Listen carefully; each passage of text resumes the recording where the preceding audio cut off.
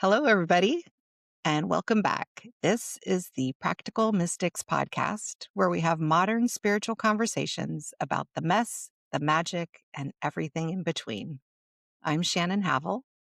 And I'm Kimberly Crawford. And welcome back to the podcast. We are celebrating episode number 6 today. It's, And we're also celebrating the spring equinox. So happy equinox, everyone. and we have a special guest who has arrived for this special equinox episode, Nosy the Goat. If you're watching our YouTube channel, you could see him in the background there. Uh, does Nosy have a message for us? So something you'd like to say, Nosy?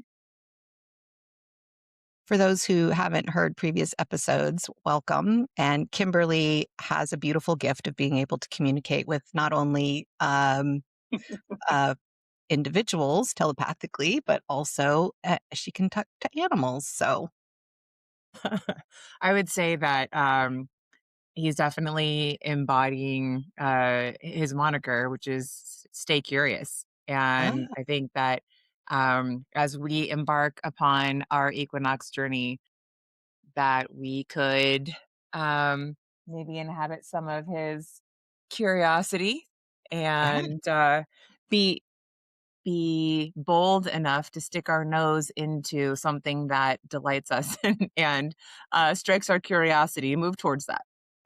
that's great. I'm wondering if he's going to be our new mascot for the podcast. Nosy the goat. Be curious, like Nosy the Goat. Yes, I love it. I love it. He's got good energy. He knows things. Yeah, Oh my goodness. that is so funny. So Well, I'm in a different welcome. location. I'm at in Idaho, southern Idaho. We're at our property here, and we have two new goats on the ranch. Um, and so we're just trying to acclimate with them. So that's why I'm outside, and we're getting to know each other. So Nosy has a brother named Nelly who's off camera right now. He's not as brave. A little screen shy. He's a little shy, but he's checking all of us out. All right. That's so great. This is so wonderful when, the things that are happening out in the ethers, like spring equinox, and then, our visitor, the goat, Yeah, uh, our just first guest. lining up. Yeah, yeah, that's great. So, Oh my goodness. yeah, he's really, tuning in over checking He out things, he so really is. And all you guys who are not watching us on YouTube but are hearing us through the waves, Nosy the goat is a full grown, I don't know what kind of goat, but it's the kind with horns. And yeah, he's pretty delightful. yeah. Oh, and Oh, there's his there's his brother. There's brother. Nelly. All So, right. right behind me, I basically have 2 goats that are very He new to me. Aw, just he's gonna gonna sit down and stay. chill out with us, Yeah, and he's chilling. He's yeah, joining the he's yeah. gonna stay. Okay, awesome. Well, happy equinox, everybody. Happy equinox. Alright, so did we So, wanna dive into, kind of break down the Aries spring equinox for everyone? yeah, I think you had some information on that we can share. Yeah, so I've been playing with Architect, which is a AI tool on Gaia, and Gaia I TV, right? yes, thank you. Not Yeah, the planet, right. just to Thank you for clarify. that. So I just wanted to, kind of ask it to give us some information and then what we could do in order to increase our potency and to celebrate the equinox on an individual level as well as in alignment with the earth. So it broke down that the sun's entry into Aries, it's the first sign of the zodiac. And if you follow Pam Gregory, she was saying, I think it's like at 0 degrees. So in order, it's been in Aries before. but it hasn't been like at this zero reset point. Mm. And I don't know about you, but a lot of my friends and family can really feel like that there's this big button and they're just pushing reset on their lives. Um, Yeah. and some, the button is getting pushed for them in Yes. regards to like, oh, so we're, going to be laying you off or we need you to relocate. I was just talking to a neighbor of mine where she had apprehension about letting somebody go that was just beautiful and delightful for their practice, but it just no longer was working out and they were downsizing. And she finally got to the point of like, okay, I've got to have this conversation. I've been avoiding it. And as she sat the person down and told them, he goes, oh, well, this is a relief because I was dreading trying to tell you guys that, was, that it was time to go. And Wow. I appreciated that story so much because it reminded me when we get directions to move forward and then we're thinking, oh, I don't want to hurt someone's feelings or how do I navigate this?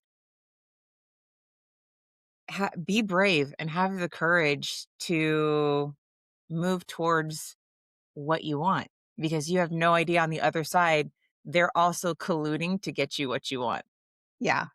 right? And we could be a catalyst for something else, something someone else wants, um, that they may not have the courage. Maybe they're not hearing their prompting. Sounds like this person was, but, yeah, so sometimes we're the catalyst to make something happen that is in alignment for both parties, Yeah, I love that. even if it doesn't feel like that in the moment. Yes. That just means it's not all worked out yet. Right. So I love the superpower of yet. Yeah. All right. The So second thing anything that's, okay. oh, go ahead. No, I was just like, is there anything more for on the equinox? Yeah. Yes. So it's also the end of Mercury retrograde. Yahoo. Uh, so that means the communication mishaps or uh, I don't know if you guys have issues with technology during Mercury retrograde. I seem to have a lot of those kind of snafus. All of that is beginning to lift. One of the cool things about Mercury retrograde that I find is undernoted is it seems to bring back people from your past or bring back situations from the past and allows those to be fleshed out or metabolized or celebrated. Sometimes you get a redo in the coolest way. So I Yeah. love those characteristics of Mercury retrograde. So as it comes to a close, it might be a wonderful thing to kind of look back at the last few weeks to see what has resurfaced, right? I What appreciate you bringing that up, because I don't know when it was, in the last year or so, I was listening to my niece, her podcast. I think I mentioned Aspen at 17 degrees. She had a newsletter, but she started a podcast also, and, she was sharing about a different perspective on Mercury retrograde and mentioned several of the things that you mentioned. And so she was like, hey, it kind of gets a bad rap, but actually, the benefit of retrograde is that we get to go back and address things that maybe we missed the first time or like a do over, like you said. Yep, And absolutely. my words, not hers, but the gist is what the message was about. So it gave me a different perspective on how to relate to that. Mhm. But when something like this ends, if we're now ending the retrograde, that means the energy is now moving forward. Yes. So it's going Yeah. to support us moving toward whatever we want. So if you didn't finish your cleanup, uh, maybe right this minute is a good idea so you can lighten the load for moving forward. Oh, absolutely, absolutely. So speaking of that forward energy, we know that Aries is like turbo boosting energy when it comes to forward momentum. So if you have partnership with Mercury and Aries and they're both moving forward, then you have a jetpack on things that you want to start, new projects, new intentions, right? And yeah, that cleanup of our garden that we're going to talk about with the equinox, Yeah. it's like you can rototill all of those weeds or maybe those tree stumps that have been kind of in the way. Now you have so much support energetically to be able to disintegrate and utilize all of those old stories, um, old stuck energy as compost, right? Mm, And let the weeds go that are not serving you in any way, but be able to regenerate and compost the story into wisdom. love that. That's great Yeah. example. Thanks. Yeah. So, what else does it have for us? Balance and rebirth. So it's a moment of perfect balance between day and night, and that symbolizes the equilibrium and the potential for rebirth. And architect suggests it's time to align the inner and outer worlds and plant seeds, literally and metaphorically, for the coming year. I know you and I offline before we started were talking about planting of seeds, right? Yeah. Yeah. We both well, I was sharing with Kimberly that I was tuning in with my team as I was getting ready. I was like, okay, so this is kind of generally what we're talking about. So I was getting some messages and I had to stop and send her a voice note like, okay, here's some of the things and weeding the garden of our mind and planting new seeds of possibility is one of the things that came in, which is totally aligned with the equinox. And so we were getting the same messages in different ways, which is Yeah. always cool. Yes, absolutely. Well, and so one of the things that we like to do when I have gatherings for my clients is we literally pick seeds that are like, we go and get seeds from the hardware store. And I have people hold them in their hands and put their intentions into those seeds. And then they plant them in a little planter that they get to take home, and it reminds them, and then they can write on the outside of the pot whatever that intention was that they put within the seed.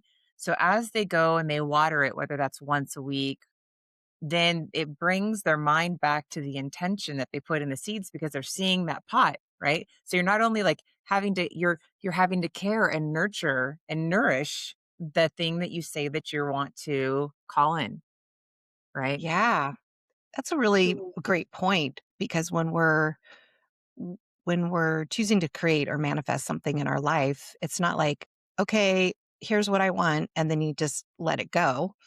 Um, I've found that when I get into my imagination and kind of visualize myself experiencing that thing I want, it's happened with attracting a car, a place to live. Yes. Like, Yes. yeah, so that's like every time you water your intention, your seeds of intention, it does. It adds that energy to it to just reinforce to the universe, like, this is what I'm choosing Yeah. because uh, what I'm being shown right now is that without doing that, the universe, is like, oh, that's just a fleeting thought. And if we attracted everything that was in a fleeting thought, I don't want that experience, by the way, because there's a lot of shit that goes through here that I was like, yeah, we're letting that Delete, go. delete, delete. Right. Let's get rid of that, bring in some light, some new possibilities. So I'm glad that there is like this built in intelligence in the universe of like, yeah, we don't want to give the humans everything they think about in one fleeting moment. Right. Right. Well, you bring up a great point. And I know we talk about it over and over again, but I'm just going to continue to be the record for it's all about our signal. And Mm, the more that we stay in resonance and be the strongest signal for ourselves, then you're able to hold that frequency for that thing or that experience. Ooh. are the brothers getting a little too close for comfort? Yeah, yeah, they're switching sides. So Okay. we're this is Kimberly real. does have a spray bottle. So if they get too close into her personal space, they might get a little squirt of water. And that's okay. We're still getting to know each other. Yeah. So far, So, they've been respectful. yep. So far, so good. Oh my goodness. I wish you could see the face that it's making right now.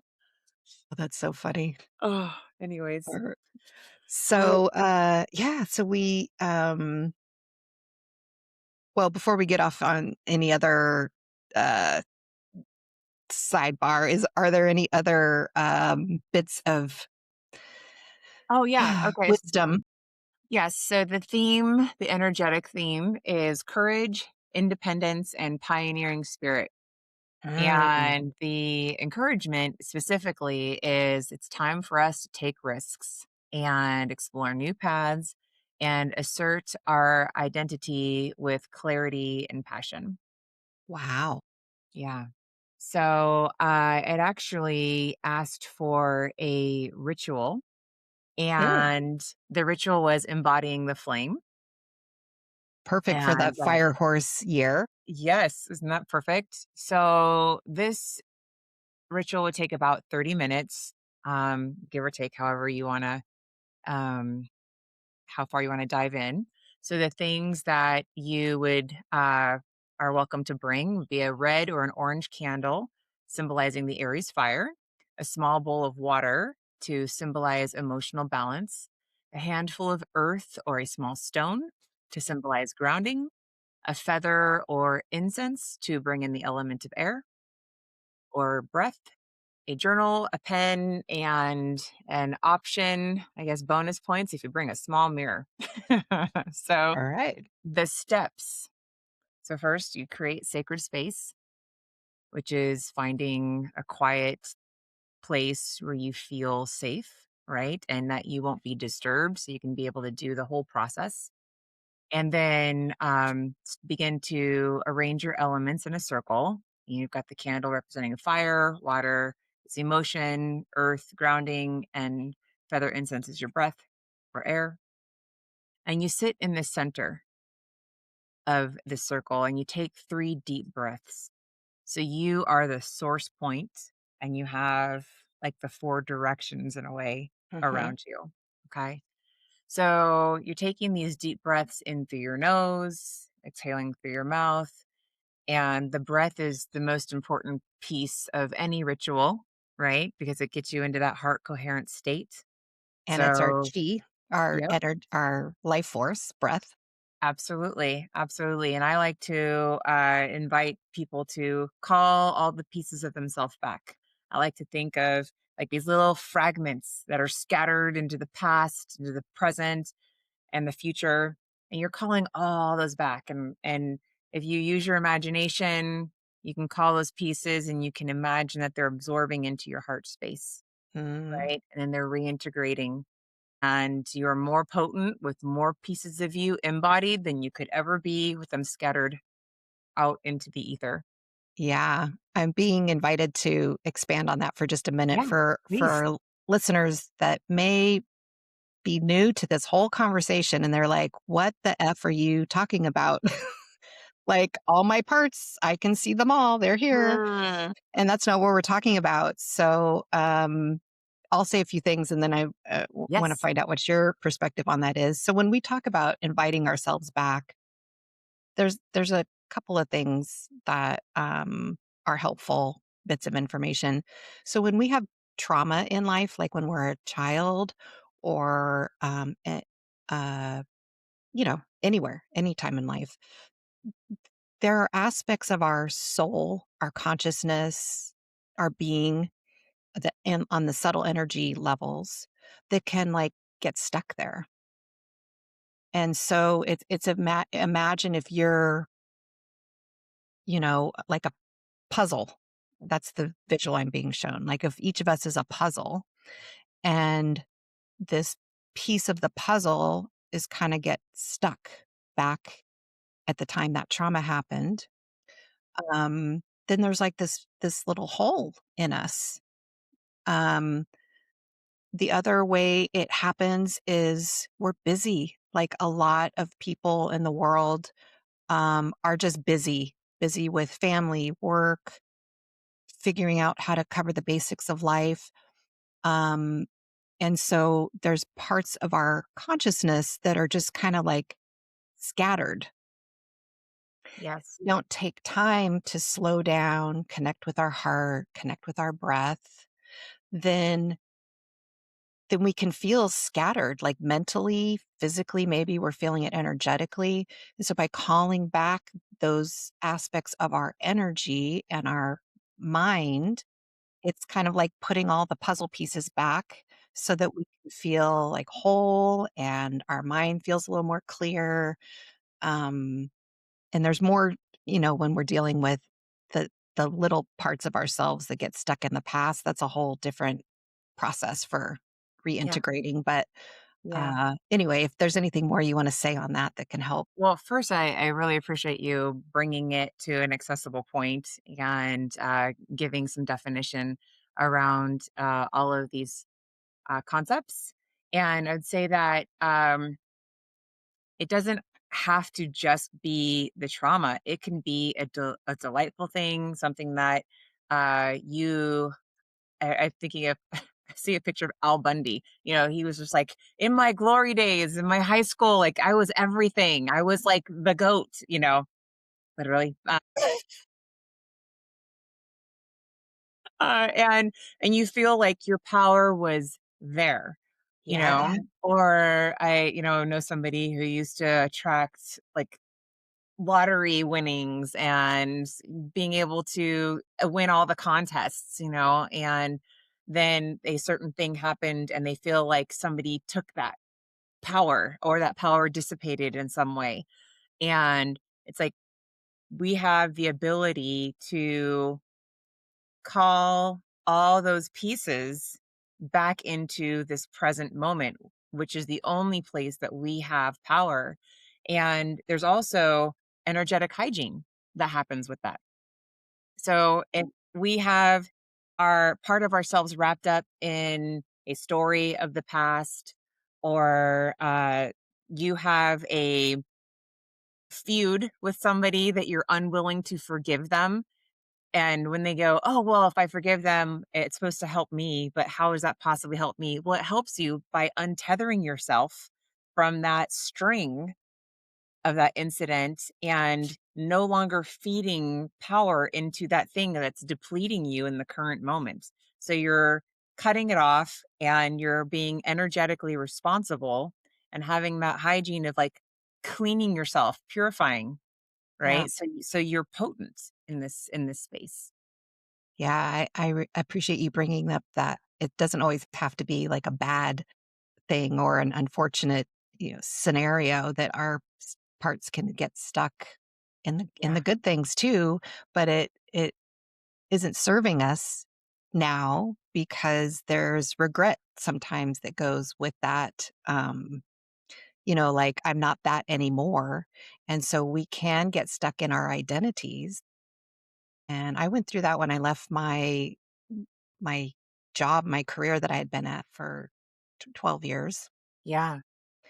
And I was like, who am I without that? Because I put all all of my value was entangled with that Mm, identity. mhm. And so when we um do what you suggested and you said cut off, and I like to relate to it instead of just cutting something, because Yes. that kind of in my mind leaves like two untethered ends of something. Yeah.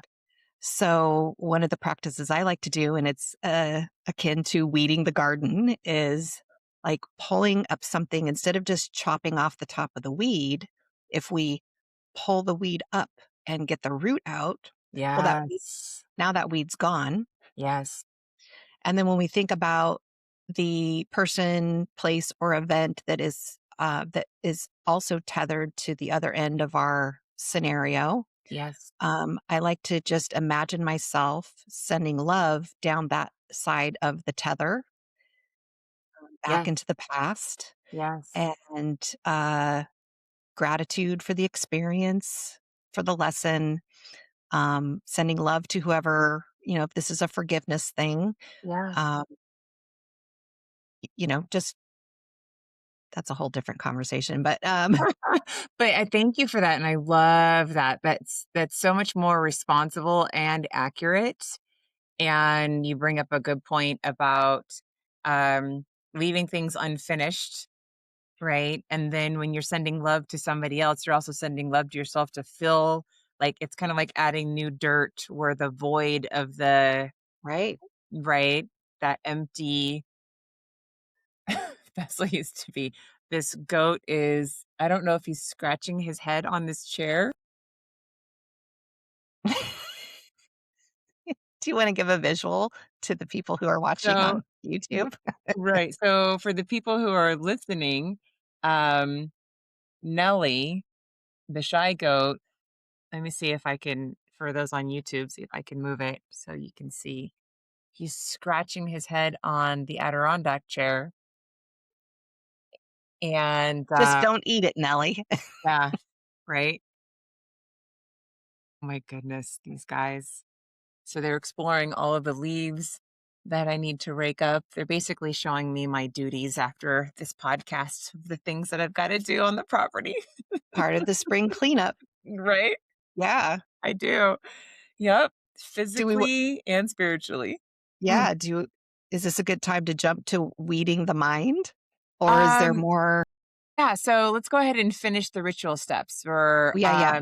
So you're in the center. We've done the breathing exercises. You've called yourself back into the present moment. And then the next step would be to light the candle, that orange or red candle.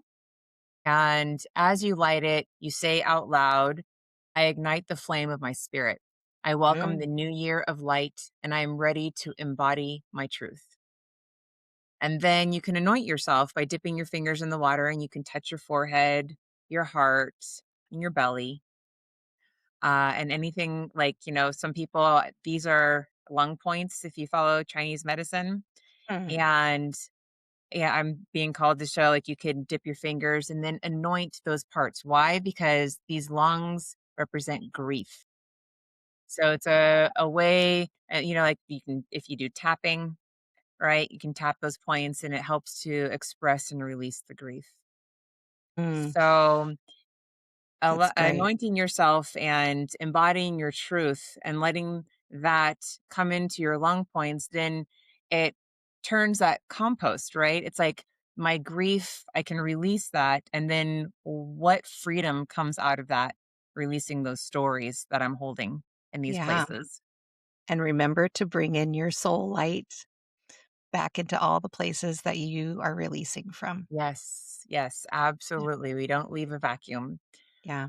So then you grab the stone or the earth into your hands, and the invitation is to really feel the weight, feel that grounded steadiness that it offers you.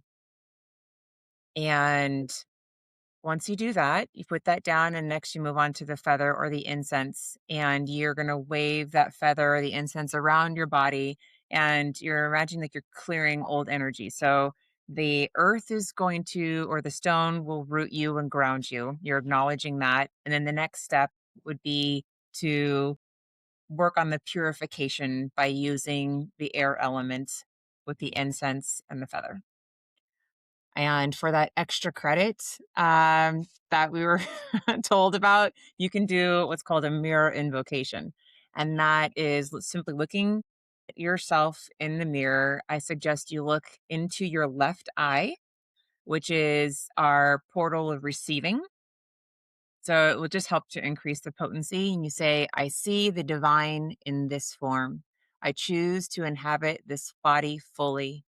I am here now. And you repeat that as many times as you need to hear it and feel it. And then you kind of like the end of yoga class, you move on to the breath and breathing and relaxing. And as you relax, you activate your imagination and imagine that if you're sitting cross legged, your root chakra is grounding into the earth by creating this deep root system, and allow the roots to grow out and into the center of the earth and really, really expand that link that's always with us, right? Connecting us to our planet, to our home. And then after that, you can open your journal and write what's come out of that experience. And while you're connecting with the earth, ask the questions. How could I be of service? What information do you have for me?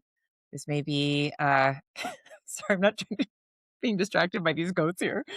Um They are the guest, yes. today, so Right. How could I better embody the energy of the spring equinox? Right. And um, another point of focus could be rebirth. In what ways am I being reborn? And yeah, get which links us curious. back to the previous episode where we kinda ended on speaking about rebirth, which I don't think we thought about it at the moment, but is perfect, Yeah. jumping into the spring equinox. Yeah. The segue. Yeah, yeah. Absolutely. Absolutely. And I mean, we see, I'm not one to dive into the news. I like dip in to find out like the key points, and then I send love and compassion, and then I'm usually out. And there's just, again, so much going on. And we send appreciation and compassion to everybody on all the levels dealing with all of the things, and knowing that we're not above it or disassociating from it, but uh we are doing our part to stay in our hearts and stay in a strong state of signaling peace, and knowing that that's going to ripple out into the world. Yeah. Something that just, came to mind was, in the last episode, you had talked about your mom feeling guilty about, being in her home with the warmth and not being able to do more, Yeah. um, and the thing that came to mind is, I was listening to a Lee Harris monthly update, and the thing that he pointed to was this kind of like, for those of us who aren't going through tragedy, there can be feelings of guilt. And what Lee pointed to was that, um, that doesn't serve the collective for us to feel guilty. And, if everybody was experiencing tragedy at the same time, then there's no balance in that. And so if we are someone who has been blessed with not experiencing that kind of tragedy at the moment, then one, let's be grateful for that and attune to the frequency of gratitude. And then that puts us in a vibration that we can send love and compassion to the individuals who are experiencing those things. And so, um, it doesn't serve anybody for us to dwell in those guilty feelings. Um, it's not serving the collective No, not at or all. ourselves. Because Right. now, it's like you can't somebody help somebody out of a hole if you jump into the hole with them. You have to, Right. stay above the hole and maybe like send them down a rope. Yeah, absolutely. Absolutely. Or if you're willing to go down, make sure that you're like you got that ladder and then the handout. Right. But sitting there, um, God bless you. The goat sneezing. I don't I think I've think ever heard a so. goat sneeze before. I think this might be the craziest episode we've had so far. Practical Mystics podcast. You never know Yeah. what you're gonna get. Uh, the other thing that came to mind when you were sharing that, ritual Mhm. is, there are some people maybe listening who are just like, "I'm not doing a fucking ritual." That 1, I don't have the time, or 2, that's just outside my comfort zone. It's a little too weird for me.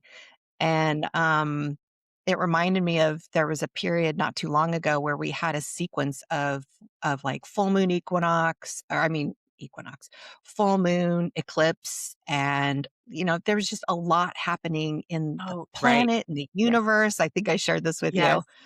and I was like, it was a busy time, and so I was, like, not doing any of the rituals for the full moon or whatever's happening, and I started getting stressed out. I was like, "I missed this, and I missed that, and I'm not doing the things," and my team was just like, "Chill out.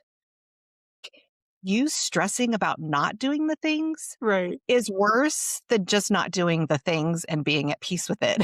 Yeah, And absolutely. so, like, if you're Absolutely. thinking, "I'm not gonna do a ritual," or "I don't have time," don't let that bring you down and guilt yourself or get pissed because, "I don't Yeah. have time for that," and whatever emotions come up, acknowledge them, let them go, bring in some peace in your heart, and know, like, it's fine. Yes. Are if you connect with your team and your higher self and just like, hey, I know there's something magical happening in the universe or there's some shit going down, whatever happens to be the frequency. Yeah. Like, give me some clues on how, with my current life situation, I can interact with these, frequencies. Yeah.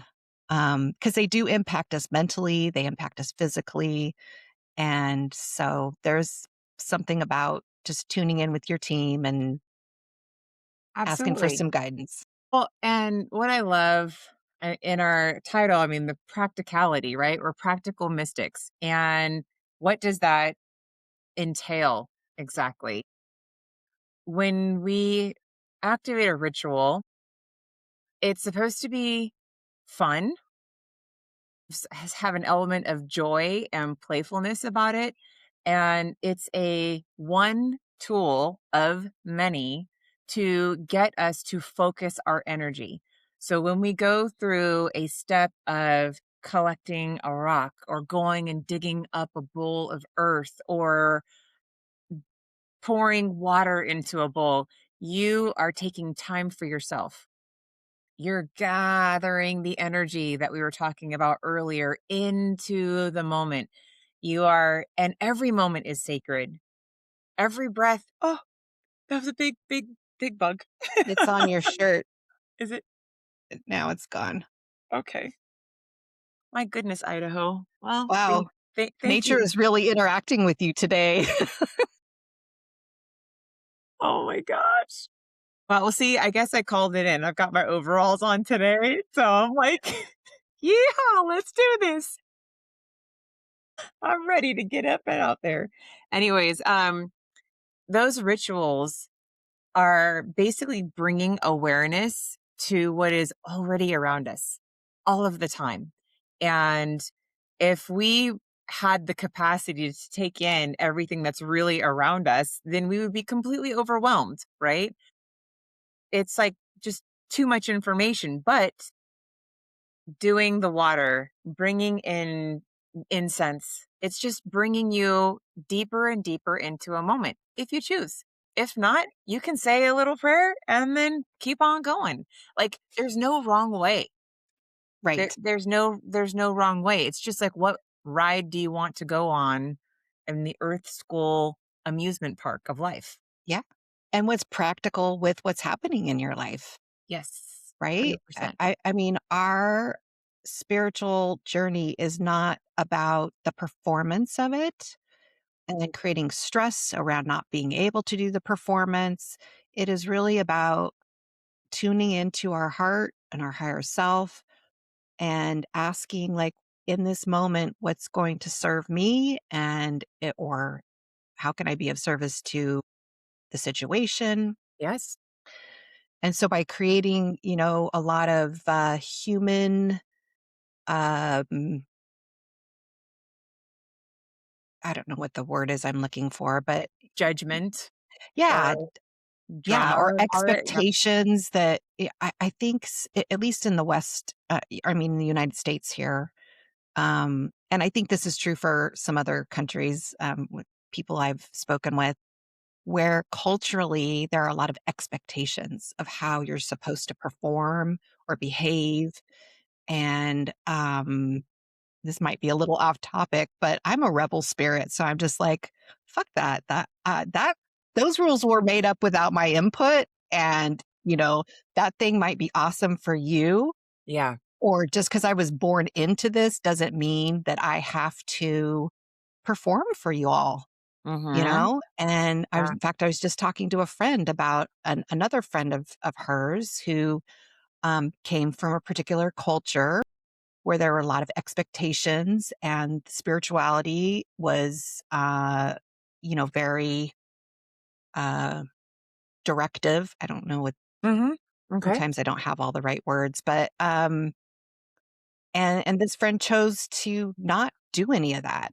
It didn't participate in the religion and didn't do all the things that, everybody in the family was a doctor, and this particular person wasn't a doctor. Um, and I spoke to another person a while back, who was from the same culture and wanted to make a difference in the world with the business that he was developing.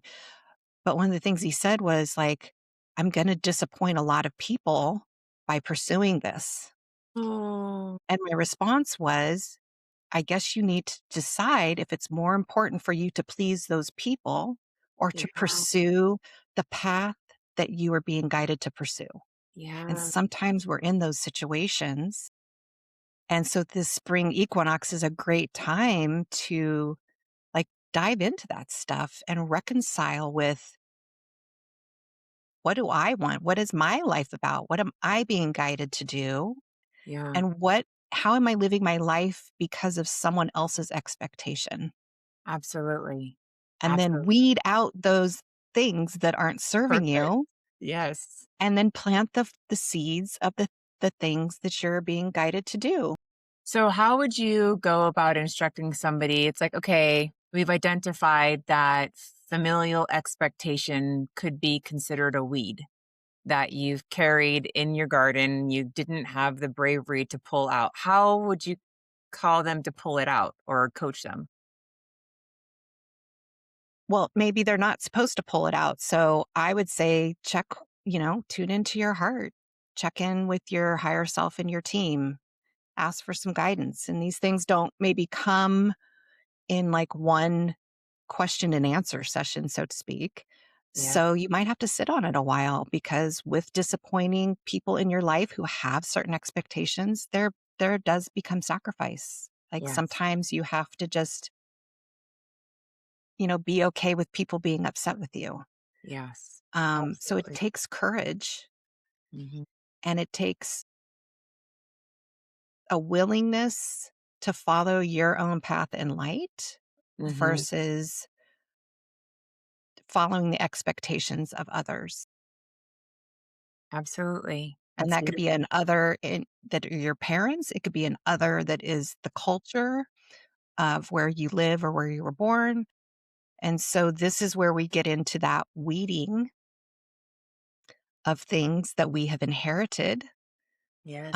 whether it's a belief system or a perspective of how life is supposed to be. Um, and, there are people who pursue careers because that's the family expectation or the parents. And I've heard stories of people like going all the way through law school or all the way through med school, and they get into the career and they like, I fucking hate Hate this. this, right? Right. And Yeah. so it's like, save yourself the time and money if you're in a situation like that, where if you in your heart know that is not the thing you want to do, Yeah. how do you want to spend that 8 years of your life doing something for someone else's expectation, or to have the courage to say, I'm going to follow my own path? Right. Absolutely. And oh my goodness, you're not going to have the confidence. I was saying, confidence only comes before courage in the dictionary. You're not going to feel confident to run out and go do the thing that is like in direct opposition and you've been carrying that tether, but you can ask for help with your team or, your whatever you call it, angels, spirit squad, prayer, Yeah. and know that you're not alone in wanting to unfold into more of your authentic self. Yeah.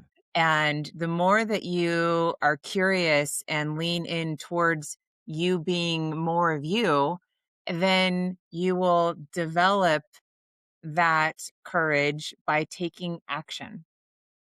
It's you only get courage through the momentum of doing the thing. Yeah. And also, by making a choice like that, you can attract people into your life who will support that, Yeah. or resources. And so we sometimes have to take a courageous first step, like stepping into the void of the unknown Yes. for something to show up. And I think most of us who are living on the planet right now have been trained to, like, if I don't see it, I don't believe it. And to create something that hasn't existed before, we have to believe it and have the courage to take the first step before we might see anything. Absolutely.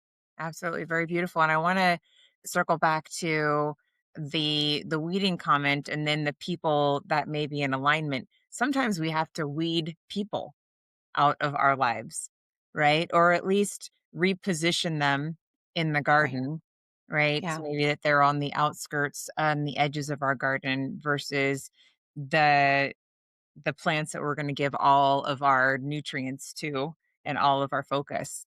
Yeah. Um, so the spring equinox is a fantastic time to really look at the top people that you're spending your time with because the potency is always in proximity Yeah. of who you are sharing your space with. And some of us cannot extract ourselves physically, but you can always be in charge of where your energy flows and Yeah. what you're doing with that.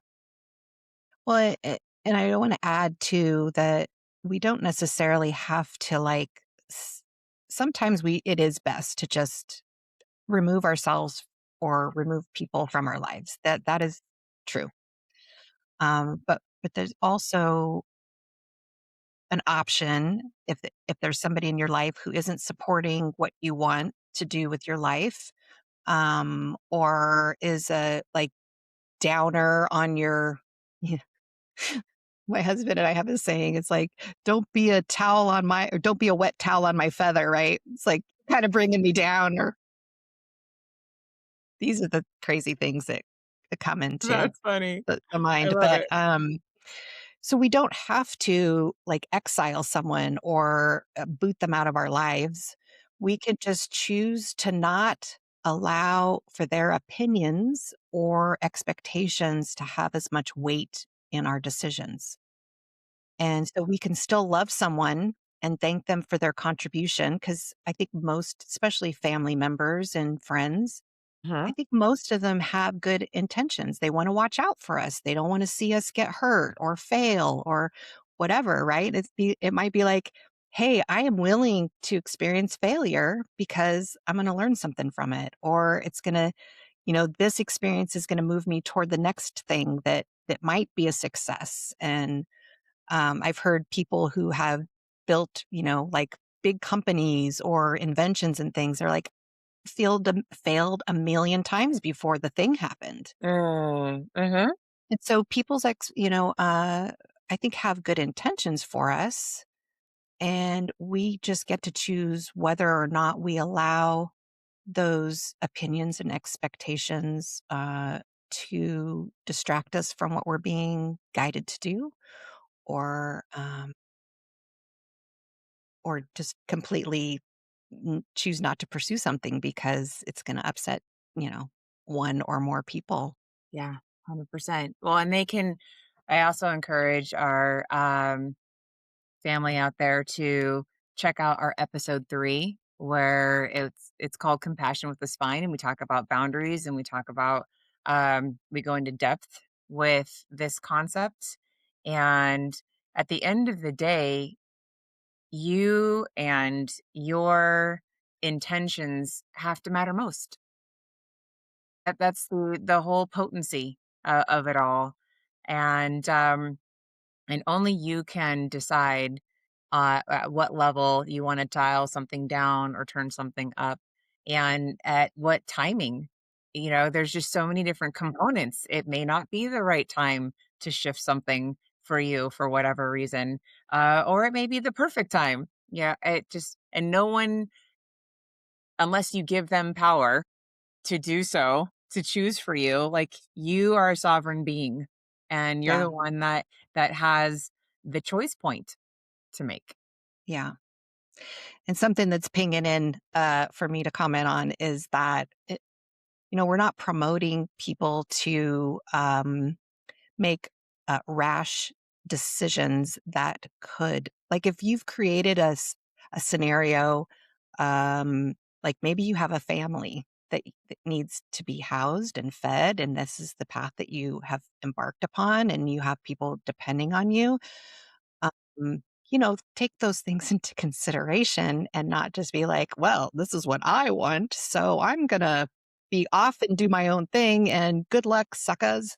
You know, like Oh, that's no. also not, we're not promoting that either, right? Like that I has was listening to the consequences. PMP and they said, I'm going to run away and join the circus. I've got no Right. progressing. Yeah. And if that, if that is your calling, like if you've created a life that's no longer fitting you, just be responsible with how we create transitions in our life, right? I think that's the heartful way to do it. It like on our spiritual path, um, causing harm or things like that to others is not building our frequency in the direction that we want to go. And so, it's like that we have to take into consideration the wholeness also. And so both things are true. Yes, 100%. And so it's like, what I hear you saying is like a conscious uncoupling, if that is where you're being led.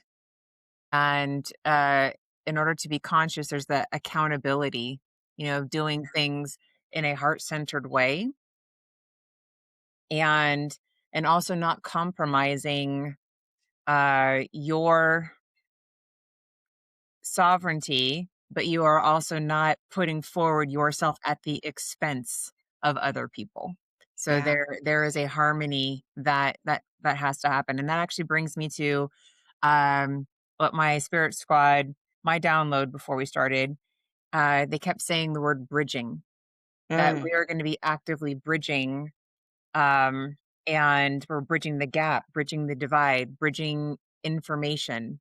um so our silos are crumbling, which is making it hard to isolate, which they're like, huzzah, that's great. And even though it feels uncomfortable, looks scary, um, that shift into being uncomfortable, it's supposed to feel gross. We're supposed to, when we're uncomfortable and we feel bad, they're like, fantastic, that's great, because that's supposed to be the motivator and the momentum to go towards something that feels better, that brings you joy. I'm not talking about the bucket of ice cream and the temporary fix, which I can although repeat. sometimes that's a Absolutely, choice. 100%. I've been there. Was there a couple days ago.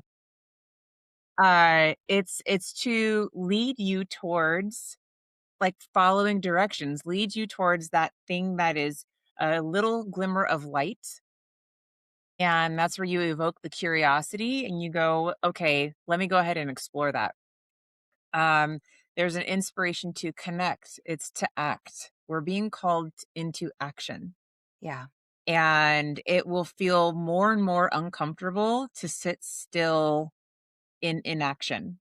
Now, stillness to create awareness, stabilization is a different kind of thing, Right. right? But basting, just sitting and wallowing in the shit sandwiches, right, is not helpful for us. Right.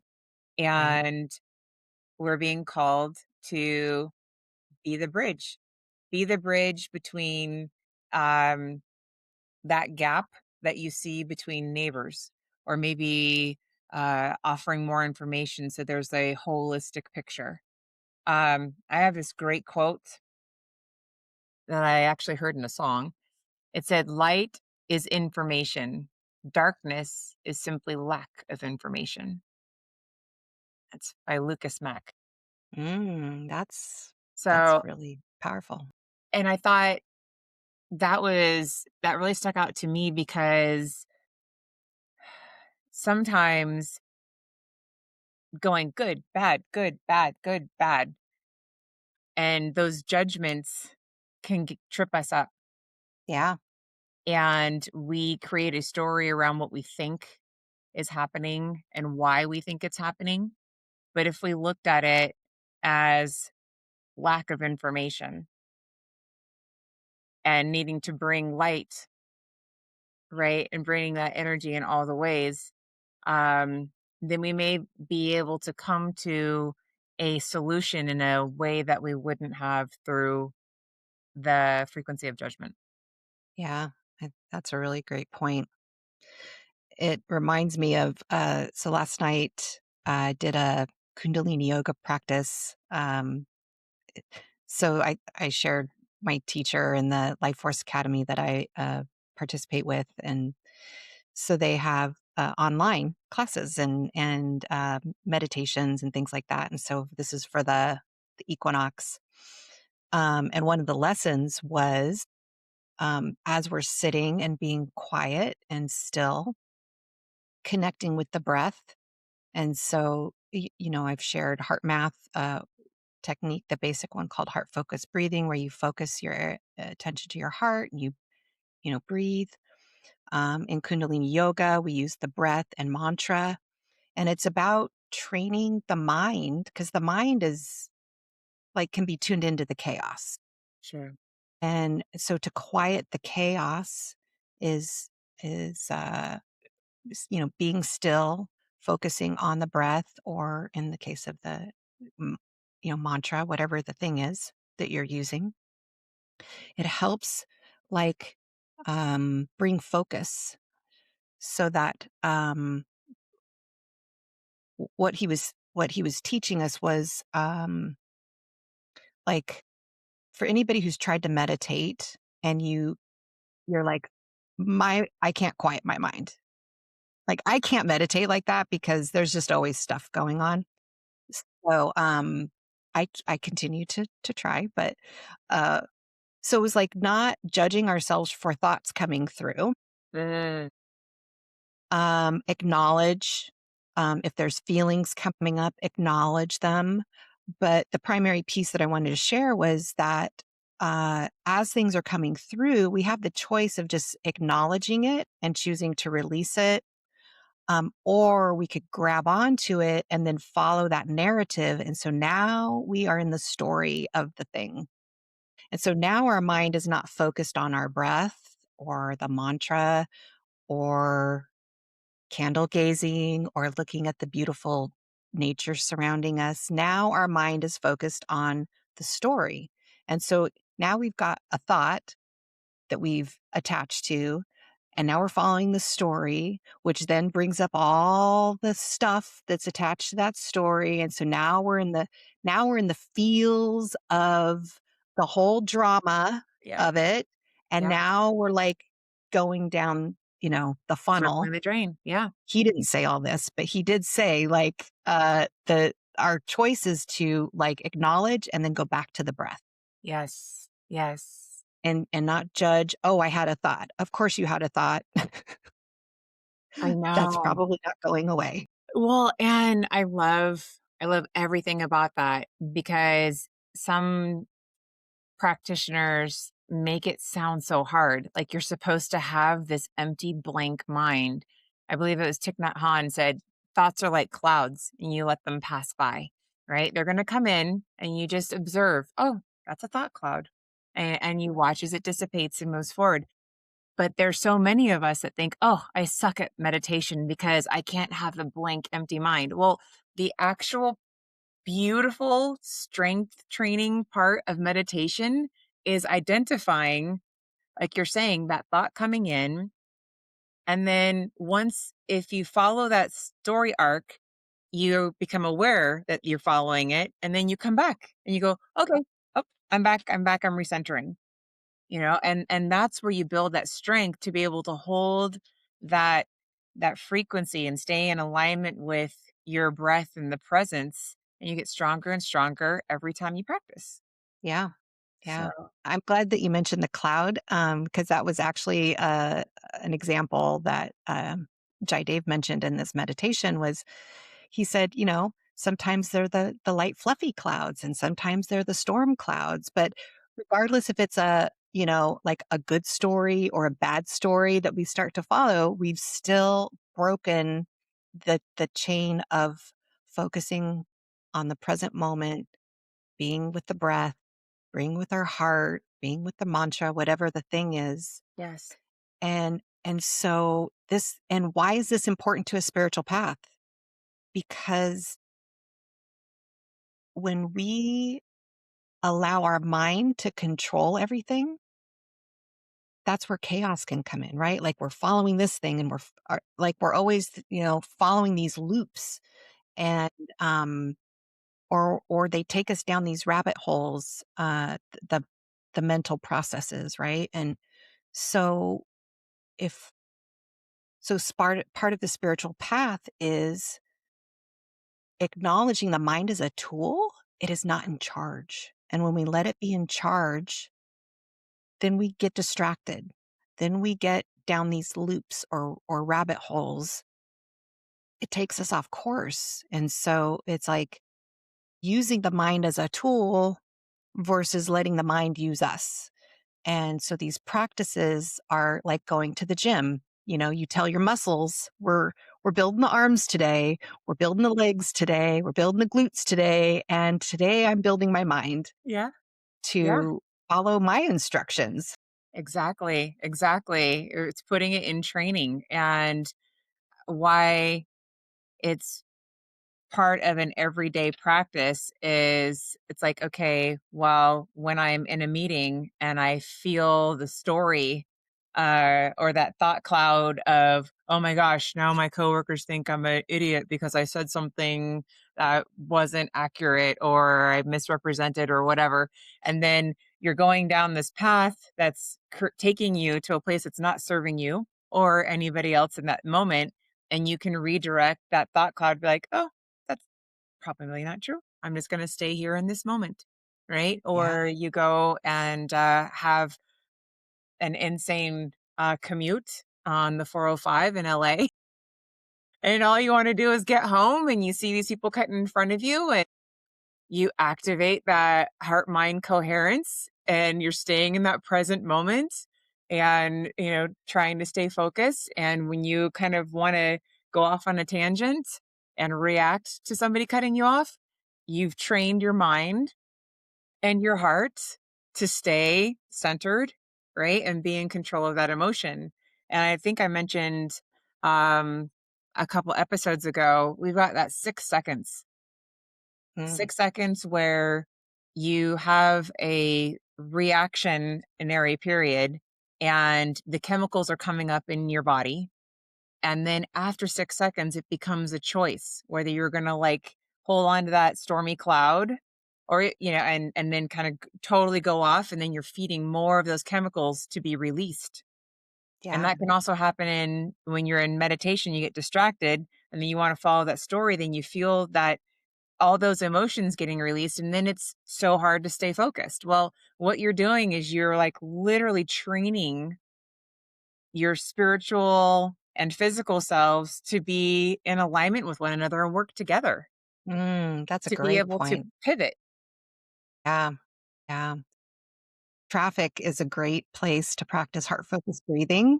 By the way, it's one of the places that I do. Like, and I still have moments where someone cuts me off, and I'm like, "F and blah blah blah," right? Woosah! Yes. And then I hear, "Just do some heart focused breathing," and so then I like get into my heart and let it go because who are we hurting when we en- eh, uh, entertain these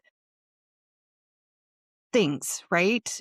We're hurting ourselves or maybe not hurting, but we're creating a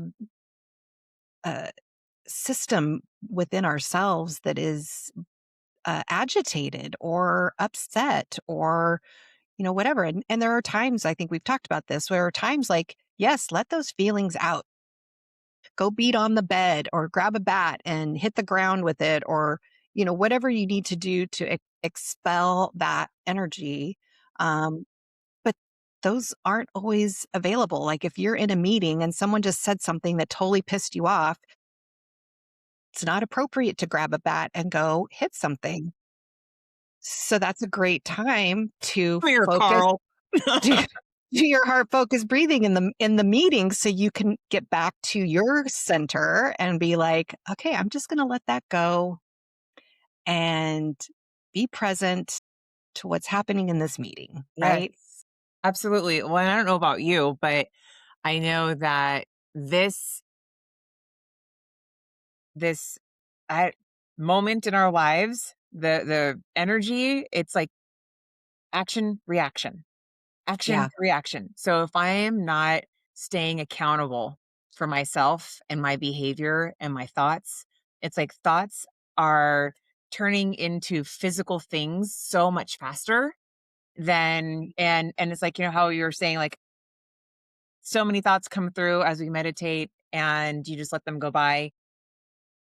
I'm learning that I also have to pivot and redirect really fast in my Yeah. daily life, because if I don't, then I get tripped up, or I'll see a something physically blocking me, or have a moment. So I had a interaction with my husband, and I think he was watching the news and he had like thrown out some, like, kind of like cast his net. And I was like, I really wanted to say something. And but then I thought, well, what's going to come about that? Well, we're going to end up like really having a conversation that's not going to end in it's not about curiosity. It was about righteousness, right? Yeah. And then I wouldn't have like responded to help evoke curiosity and have like a great conversation where we're exploring things. It's just like, I believe this and you believe that. So I just like kind of let it go. It's like, nope, I really wanted to respond, but I didn't. And then it's like, you guys have something else. Just called myself all into my heart, and it's just like, but I love this person, and that's what I'm going to focus on. Is just loving this person and and not letting him have his opinions. He has his opinions, Right. and I have my opinions, and Yeah. they can coexist, and I can still love him, and Yeah. he can still love me. And it was like maybe a minute and a half, and then it moved on, and it was like, and you can feel the resonant, like, out of resonance. Then I just held the line, and then it was like, then we were back into resonance, and it was just like, and then it was like this joyous moment. And he did the same thing for me, a few hours later when I was just like, ah, and he's just like, the container. This is big, beautiful, masculine container, just going, all right, she's freaking out. I'm just gonna sit here and be stable and breathe and give her a hug until she calms the fuck down. And That's we're great. able to like go into the Indian food restaurant.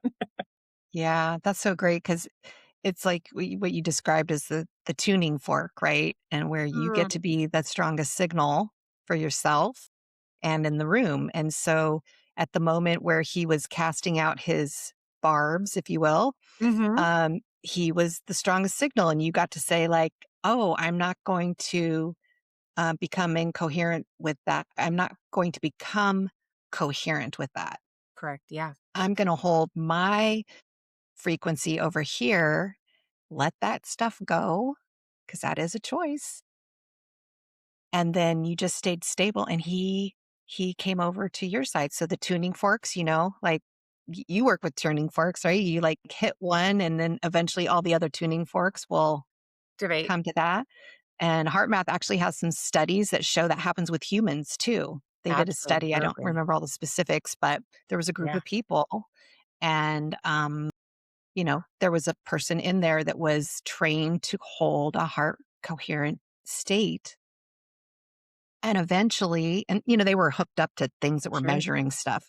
Um, but eventually became coherent with that heart frequency. And so that was a really beautiful example of, like, by doing these things, weeding out all the crap from the past, that allows us to better hold those heart coherent frequencies, because and when we train our mind to not, like, follow the narrative and go into the drama of it all, um, that gives us more resilience in those moments, to be that strongest heart coherent energy and allow for the others to maybe tune into that. 100%. Well, and this is like, I love this topic because why were mystics in mystery schools? Why did they have all of this wisdom kind of locked away and shielded from the masses of society? Well, because how potent are you if you cannot be swayed, by the winds of politics or the shenanigans and the drama around you? Then you're steadfast and you're solid, and you walk with sovereignty, right? And then it also, like, can be used for good or manipulation, right? Yeah. So it was taken out of, like, the mainstream, because of the potency. But now that we're trying to get this wisdom out there, these are great practical tools for leadership. Yeah. As a parent, you know, um, if you want to be a potent father or a potent mother or a potent neighbor or a leader, you're heading the meeting and you want it to be a meeting of integrity, right? And staying in a certain direction and not having the drama and having that real pure signal. Well, how do you do that? By following what we're talking about here. Yeah. Yeah, and there's a, term called prep, with the heart math tools, Hmm. and it's like, if you know you're going into a situation that could potentially be volatile, or maybe some friction, Okay. um, that you can do heart focused breathing, or whatever tool you use with your breath to get yourself grounded and centered. Um, Use the magic bubble, which I don't know if did we ever circle back and tell people how to do a magic bubble? If I think we should do that just right now so we don't forget. So we all have an energetic field around us, and the way I was shown is it looks like an egg that is a couple feet above us. So imagine that you're the yolk in the middle of an actual egg, like, so your energy field ends at the shell. Yes. Um, and so if you imagine, you imagine yourself getting grounded, like you had talked about, connecting with the earth, um, getting your heart and centered, tune into the golden light of your heart's, your soul frequency, and just imagine, using your imagination, that on the outside of your egg shaped auric field, you put like a layer of shimmery light, or whatever color is coming to you. And it's like a force field, if you will. um, and it's like, it doesn't, people use the word protection, and I like to use the word sovereignty, because protection has a different frequency to it. Sovereignty to me is like, I've created this wonderful energetic ecosystem within myself. And this sovereignty sphere is what I call it, or magic bubble, because that's funner and easier to remember, is kind of like keeping my energies contained within me, and also allowing me to not be so easily impacted by whatever energies are outside of myself, that I might not want to have. We always get to choose if we let something in or out. But if we're not being conscious about it, we can, like I think I shared in the past, get whacked with Yeah, some energies that we right. don't want. We're like, oh, wasn't paying attention. For sure. Um, so So I yeah, hear it's so I the hear you saying simple. the byproduct of activating your magic bubble, the byproduct of having that sovereign intention is protection. So you don't have to ask for protection. That is like the perk that comes with creating and being intentional about your energy. Yeah, yeah. Okay. So, by using the magic bubble, then it helps us keep our signal strong. Yes, I love it. 100%. And I like to, because I work with a lot of kids and I have them imagine that because they need like to see, I don't know if you can see it, my hands, go to the ends of your fingertips, right? Because Yeah. they're really literal. They're like, well, how big do I need it to be? And it's like, okay, at the end of your fingertips. And of course, you can make it any color out of cotton candy, whatever's calling to you, crystals. And, but it's like a net, it's a filter, and you have Yes. to give it the instructions. So, what is it filtering? And so it's like you're filtering in, you're filtering in love, right? And resonance, peace, clarity. So and you don't have to tell it what you're filtering out, because if you're filtering in these things, then it automatically the perk is it's gonna keep out all of the crap. So That's a great way to simplify it because you just have to focus on the one thing instead of both sides of it. I actually really love that clarification. And if you're not a little person and you're a full grown adult, same instructions. Go to the end of your, like, put out your arms to the side, front and back, or if you're yeah, going up above, top, yep. like the I yeah, that's kind of the Yeah, the hack gist for of it, that measuring. and that's how you create your magic bubble. That's how you create your magic bubble. Yeah. Well, and Um, as, I know you're talking, a few episodes ago about, like, learning you were an empath, and this is, like, the out the gate, Empath 101 is practice building magic bubbles, yeah. and, I think I mentioned that I have clients put tape on the floor. You can get blue tape, I like gold, tape, something that's gonna catch your eye, and you can write, "Magic bubble activate!" Exclamation mark, so when you open the door, you're looking down and you're like, "Oh, okay, before I cross this threshold, I need to activate my magic bubble, and I'm gonna filter in these things." Yeah. And for some people, it is a great way of intention setting, like, they wanna practice, um, coherence, they wanna practice creativity, they wanna practice identifying beautiful things. Mm, And you can activate your magic bubble to do that. And the byproduct of that is it's going to help your brain focus on beautiful things versus things that are that you don't like to look at, right? yeah. And so it's training your brain to point out opportunity and beauty, and therefore you're going to be in resonance with that and you're going to put that out into the world. And so your magic bubble is doing multiple things, and it's helping you train and build your psychic muscles, Yeah. right? To tune into the things that expand you. Yeah. And with a lot of these practices, the more we practice them, there becomes entrainment in our energetic systems, in our physical systems, in our mind, so that it becomes easier as we go. Um, you don't have to put in so much like thinking or Right. effort into it, right? And um, so the more you practice, then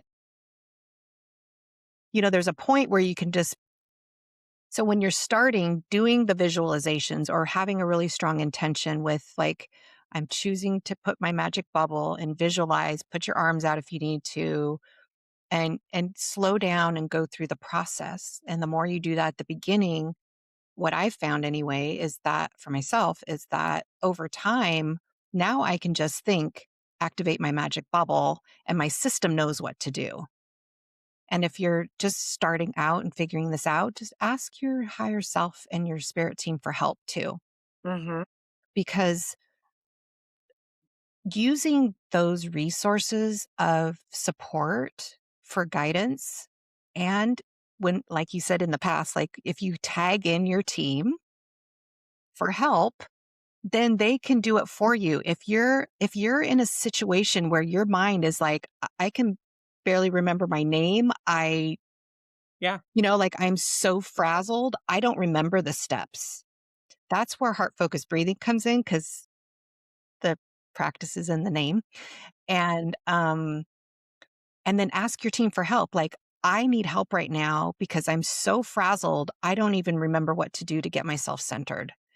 And and then, you can get a little bit of help. Um, I like, uh, I like the, like, habit stacking or, like, I don't wanna say cheat yeah. codes, right? So, when you're building a magic bubble, like, I've had kids, you can put if you know Chinese medicine, this is one of the 4 gates, right, in between the webbings of your hands. So, I have them push this, and this is and, like, okay, so you're building a button, I think I might have spoken about this before, and you're pushing on the magic button, and it's like, okay, I'm activating the magic bubble as I push the button. So Mm, when you're in the practice of like, okay, I'm going step by step, you can make the hack, right, of pushing this. So then your mind, your somatic body will have the sensation. yeah. And when you're in a fast-paced moment where you don't feel like you have the time to go through each step by step, then you're pushing this and it's like, Right. because you practice it so many times. Yeah. Or I could create the liberation spray, right? So Yeah. it's like training your olfactory sense. This is Right. Kimberly's liberation spray, which I'm going to use right now, by the way. So it's like literally spraying on the activation of your magic bubble because when you meditate and you use the liberation spray, your olfactory sense passes the blood brain barrier. So that smell activates peace in your body because you've trained yourself to meditate with it. So then you may be in the middle of Costco. God, we always pick on Costco. Or, or waiting at the People BART live where there's, station. like, no Costco. We should probably just it's a big, huge warehouse shopping place. So if you live somewhere then you've never experienced a Costco, there are, very tall shelves with a lot of things. It's huge. There are usually a lot of people, Yeah. and it is kind of can be chaotic sometimes. So Super chaotic, absolutely, and then they have and the it's a great little store. yes, yes, so it's like you want to be there, and yet sometimes you don't want to be there, and then they have the people handing out free food at the corner, and you just wanna, like, get past the people to go get your honey or whatever else is in there. Yeah, Right, right. absolutely, it's like, I don't know, curated pandemonium, but, um But yeah, these are all wonderful tools that are available to us and that they're very practical because you can pull out that spray and you don't want to maybe spray it in the store, but you can smell the nozzle and then or spray it in your hand and then it's allowing you to take that one deep breath in, which is going to start to relax the parasympathetic, right? And you're going to get into your body. All of these are tools to activate your sovereign self and it that choice to breathe, to be aware of the breath, to be aware of your thoughts and feelings and to choose what your next best step for yourself is going to be. Yeah, and that really is one of the main benefits to having these practices,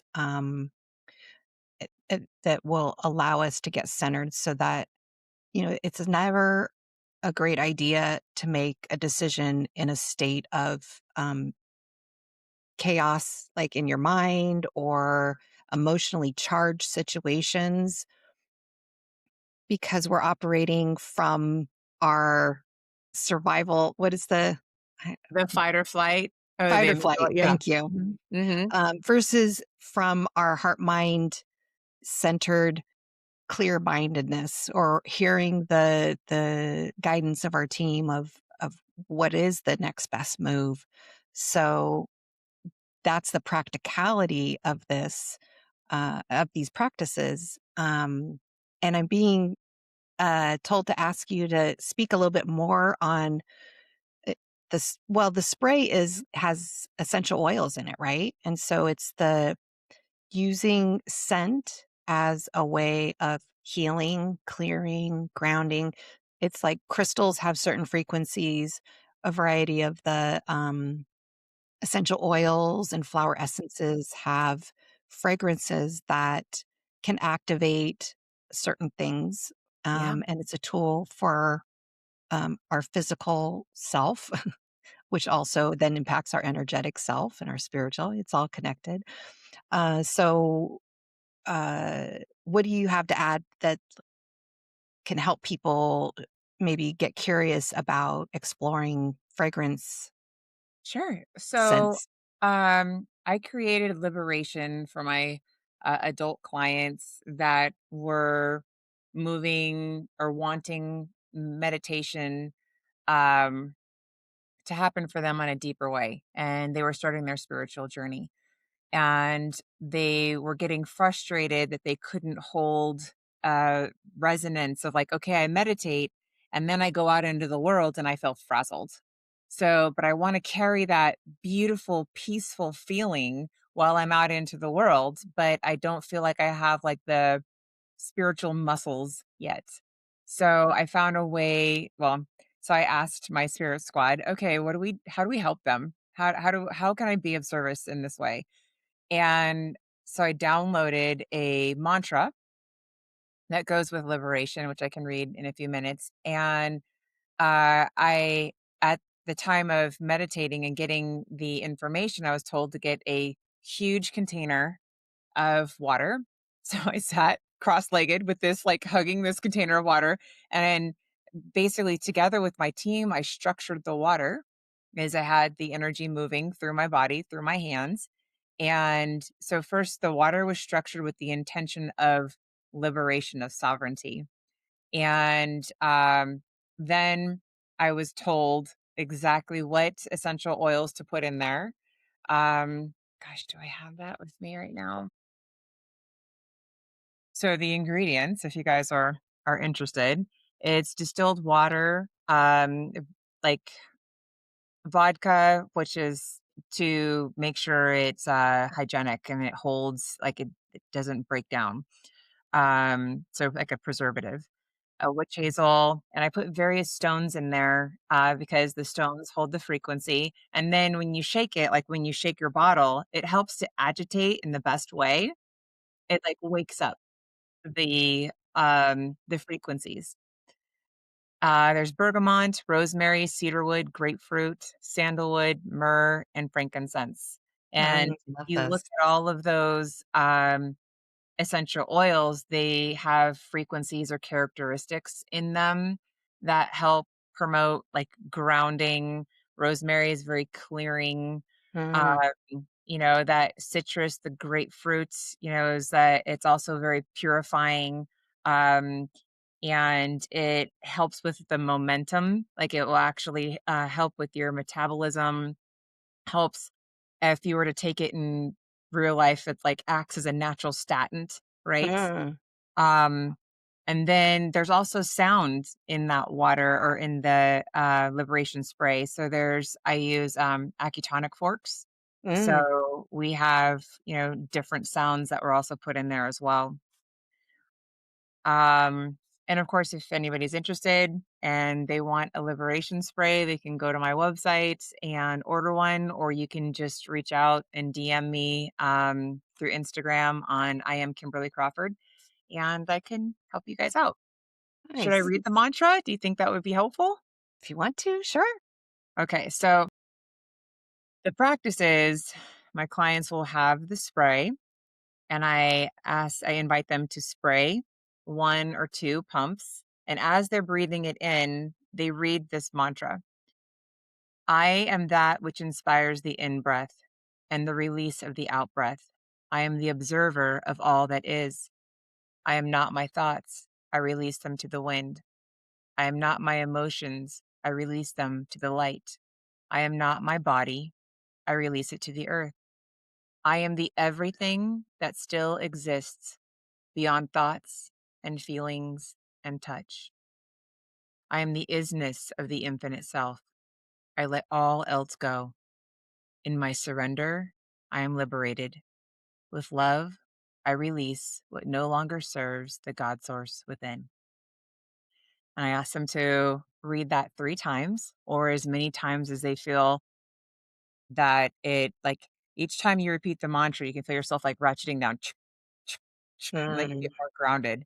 uh-huh. And the spray crosses that blood brain barrier, and your mind says, "Oh, okay, we are in this beautifully sacred, calm state, right?" So Mm, every time I smell this, and I practice the mantra.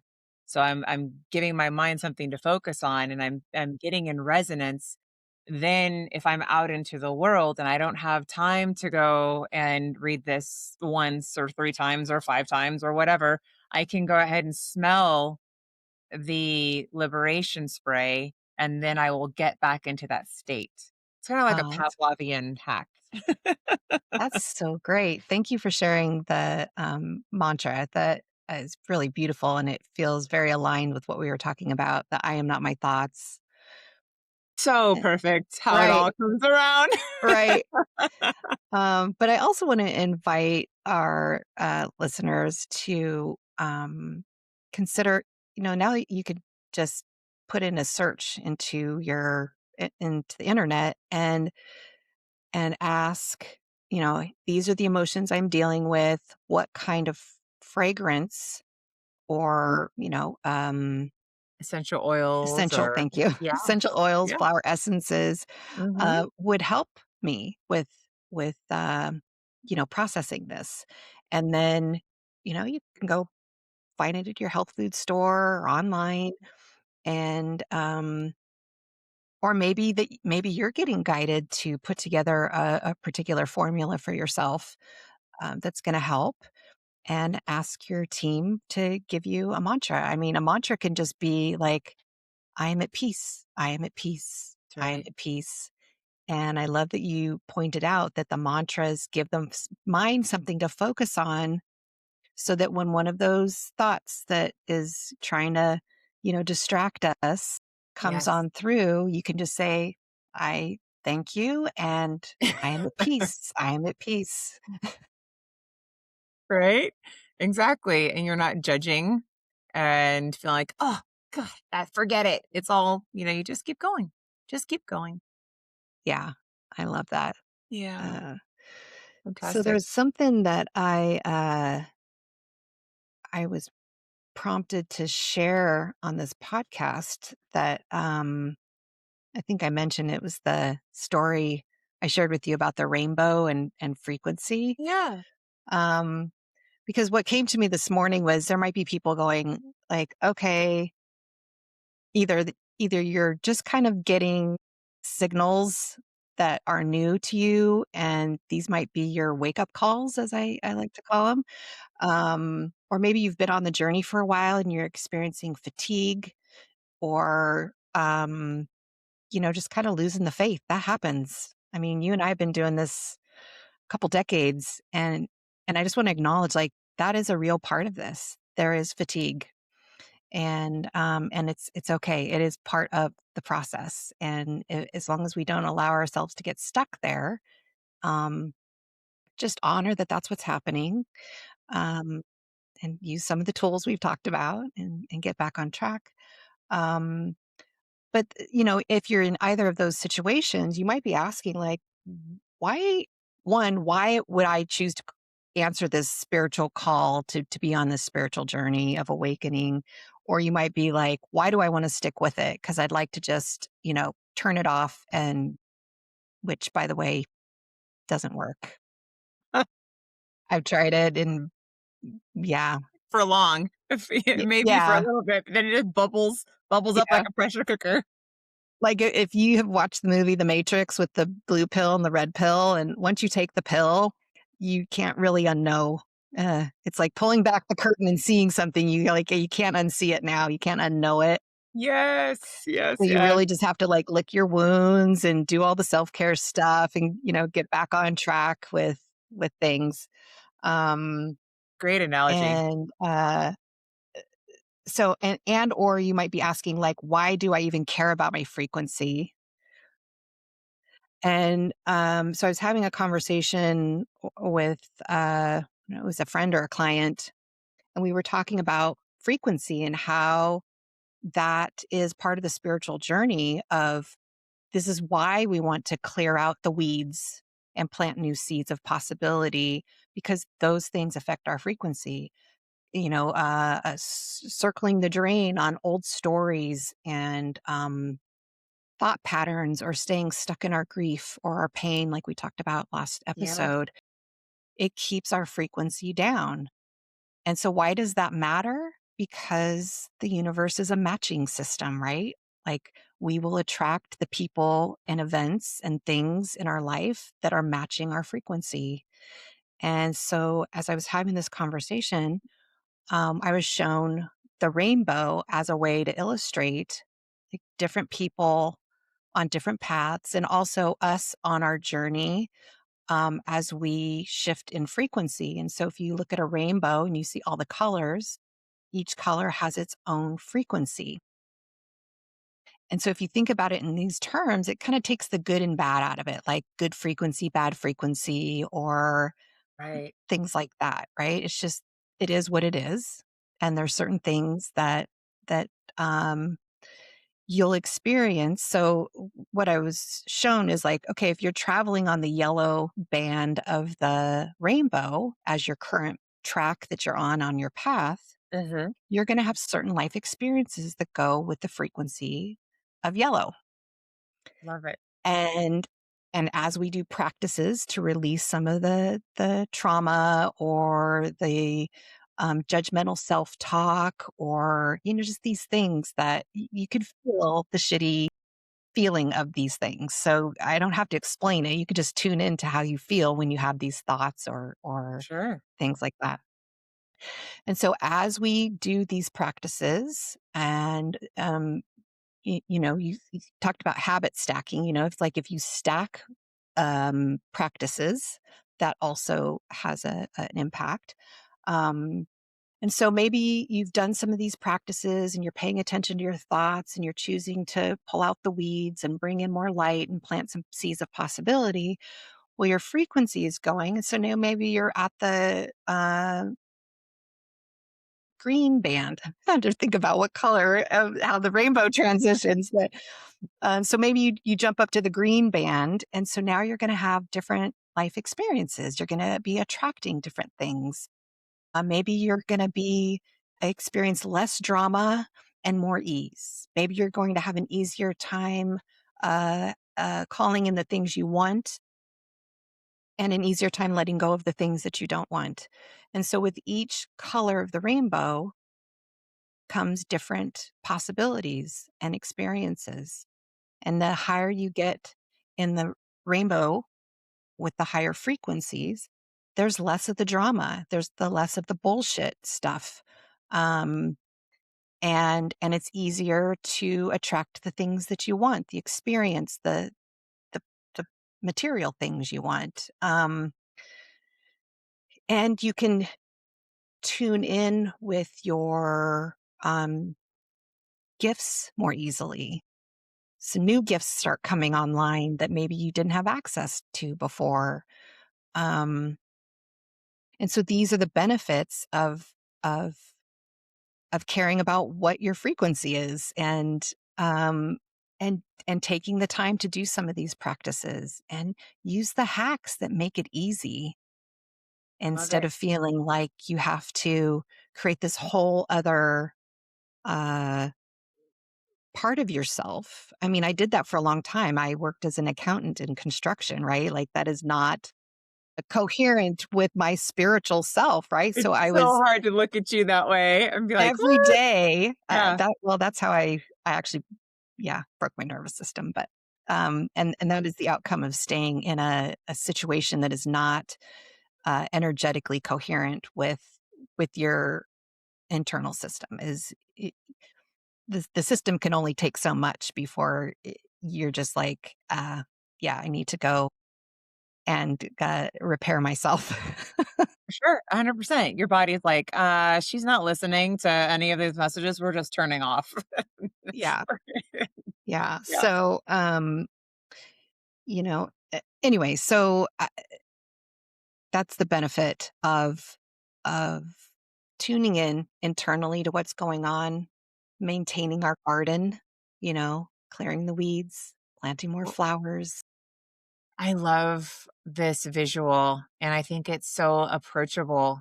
And I love that you found a way for people to look at it without judging, which color's better or bad or, I mean, I think that's just such a fun way to look at it. And when we have momentum and you're, on the sine wave and you've got the momentum going up, then inevitably there will be times when you can be so locked in and so present, but something knocks you off of that momentum, and then you're at the bottom of the sine wave. And it's just like you talked about earlier, redirecting and simply not getting into the story of it all and then just going, okay, like I'm just moving up the colors again and I'm going to move that momentum and go back to that better feeling place. Yeah, yeah. Well, and Mhm. also, I'm glad you brought up that. For those of you who are watching, we're using our hands to go up and down like a sine wave or wave. Um, that when you've done a lot of weeding and planting, let's stick with that. Um, if you've made it up to from the yellow all the way up to the blue band, um, it's like your lows get less low. Yeah. Does that make sense? Yeah. And the highs get less high. And that might not sound like a good thing, but if you look at it, your signal isn't going up so high and then the dip's way down low and then way up. It's kind of a little bit more of a softer wave. And um That and makes so that much sense. that is really where some of the feeling of ease can come Uh, in. And yeah. even when I hit my lowest points, they're not as low as they used to be. Beautiful. Love that. And if you look at like the science of a wave, the big valleys and peaks, that's a slower wave because it takes the momentum of going up and down. So when you are vibrating at a higher frequency, the waves are very small and fast, Yeah. right?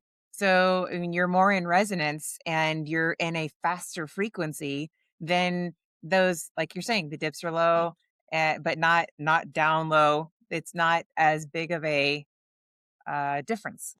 Yeah. And Yeah. I'm sure there's a scientific mathy way of saying that, but I don't know it. That's right. But we're here to make it practical. So we We're don't talk using in our those hands. like there's times where we know the science. It's just way like complex and then our minds get all stuck in that. And Yeah, it's not that helpful. that's not helpful actually. Sometimes it's helpful. Like when I started studying quantum physics, not as like a student in, college or anything, but watching videos of quantum scientists talking about those types of things. It actually did help me understand some of the things I was experiencing and seeing because it was like I was able to match my experience with what they were describing. Like they might be describing how the universe works or how energy works or things like that. And so it kind of helped me understand in more depth what I was Right. experiencing. So if you have a sciency curiosity, there's like Gaia TV is a great place to find some things. Um, oh, I can't think of his name right now. If I think of it, I'll tell you. But he's a quantum physicist and Mhm. self-taught. It's Mhm. great. Um, Oh, uh, Robert. Nassim Harriman. Oh, I yes. Yeah, Yes, he's Herman, yes. great. Yeah, He's and, phenomenal. yeah, um, so, anyway, there was one other piece of this rainbow concept that, I was guided to point out, and that is it's really easy to get caught up in, like, doing spirituality the right way and the wrong way, or judging that, like, the way you're being guided to, be on your spiritual journey looks different than somebody else. And it's easy to kind of get judgy about, like, oh, well, they're not, very As far spiritual along. or as far along. And Yeah. I will just say those are red flags on the field that you may not be quite as far up the rainbow as you think you Think you are are? if you're judging other people's spiritual path. So I'll just Yeah. say, like, flag on the field, go talk to your team, work through that. Yep, yep. Um, but when we take it out of the right and wrong way, or there's a specific way to do something, like a spiritual path, because that's as unique as each of us are as an individual. Um, when you look at the rainbow, if somebody's on the yellow track and you're on the purple track, Sure. um, you're both on a spiritual path, but the person on the yellow track is just experiencing different things because that's where they are in their journey. Yeah. Or they may be Or you might just be guided to do things differently. And so some people are guided to do the rituals. They like it. And other people are like me, I'm not actually heavy on ritual. Yeah. I mean, I do Sure. respect that. And I do at times choose to participate in that. But it's okay to not Yep. do those things 100%. and follow your guidance. Instead of, candle gazing, maybe you sit outside and you look at a flower. Um, Yeah. I don't know. Or stars. Go outside and look up at night. Like, how often do you go outside? And out here in Idaho, it's like you don't have the light pollution, and it was just like the universe is just completely unfolded and is just bearing its soul to you, and man, it really makes you humble and take in the moment, and there's no pomp and circumstance in looking up. Yeah. And little history from my journey is my husband and I we were in our 30s when the rave scene hit San Francisco, which is where we kind of first hit it in London, and then it was emerging in San Francisco. And so no, actually, we were in our 20s because we were just dating. So, Yeah. anyway, so we would go to these raves, and we started when you had to, like, go to a place to get the magic word to go to another place. It wasn't like Oh, wow. posted on the web or anything like That's that at this cool. time because this Wow. is Okay. early 90s. Uh-huh. Um, but what I want to share is that being in that environment, and at the early stage of raves, it was really like the Flower Child, the 70s, type of thing. It had that vibe of love, and everybody's just there for a good time and Yeah. dancing and loving each other. And so I was thinking about this not too long ago of how significant going to raves was in my spiritual journey, because it helped me, like, get in touch with my heart, but it also gave me the freedom to just dance my ass off and, like, let go of all this, because I was working as an accountant, so I was very heavy in the mental. I wasn't really, like, I didn't have my, like, spiritual awakening moment, if you will. Sure. That happened, like, a decade later, but in retrospect, that was part of my spiritual awakening. There's And a seed planted, sounds it like. well, many seeds, and it was Yeah. the experience of it, though, because I got to experience what it was like to get out of my thinking mind and just let myself be in in tune with the music and let my body move however it wanted to move. And so, and other people looking at me, like going to raves in San Francisco, wouldn't have identified that as a spiritual practice, Yeah. right?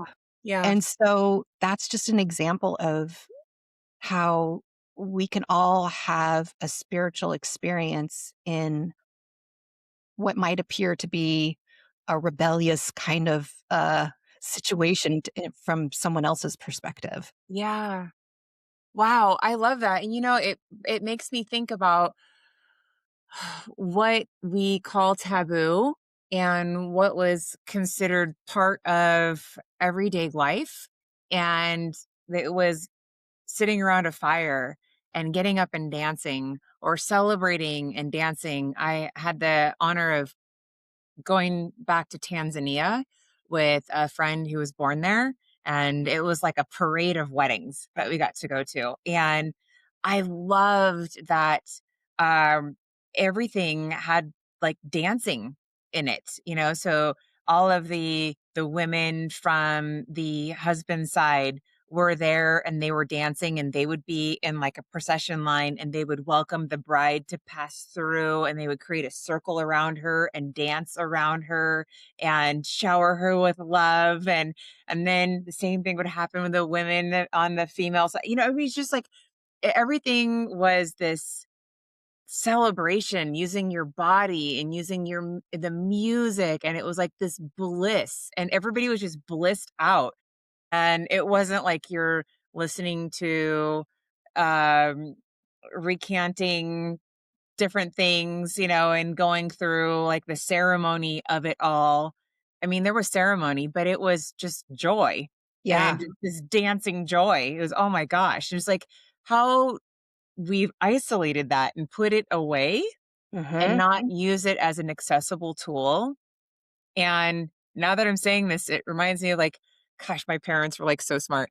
Um, we would have like, we'd come home from school and we would be bummed out maybe or, like, kinda blah, and my mom would turn on the radio, like, we have Kool and the Gang was, like, some of our, like, top, or Earth, Wind& and Fire, and us 3 girls and my mom would be just she'd push the coffee table out of the way and create this dance floor, and next thing you know, we're just dancing, and she likes Elvis, we turn Elvis on and dance, and I mean, it was just so cathartic. And then you felt so connected with being silly or jazzy or whatever, and then once the music was over, you still had that beautiful like you're synced up with one another in like Yeah. the best way.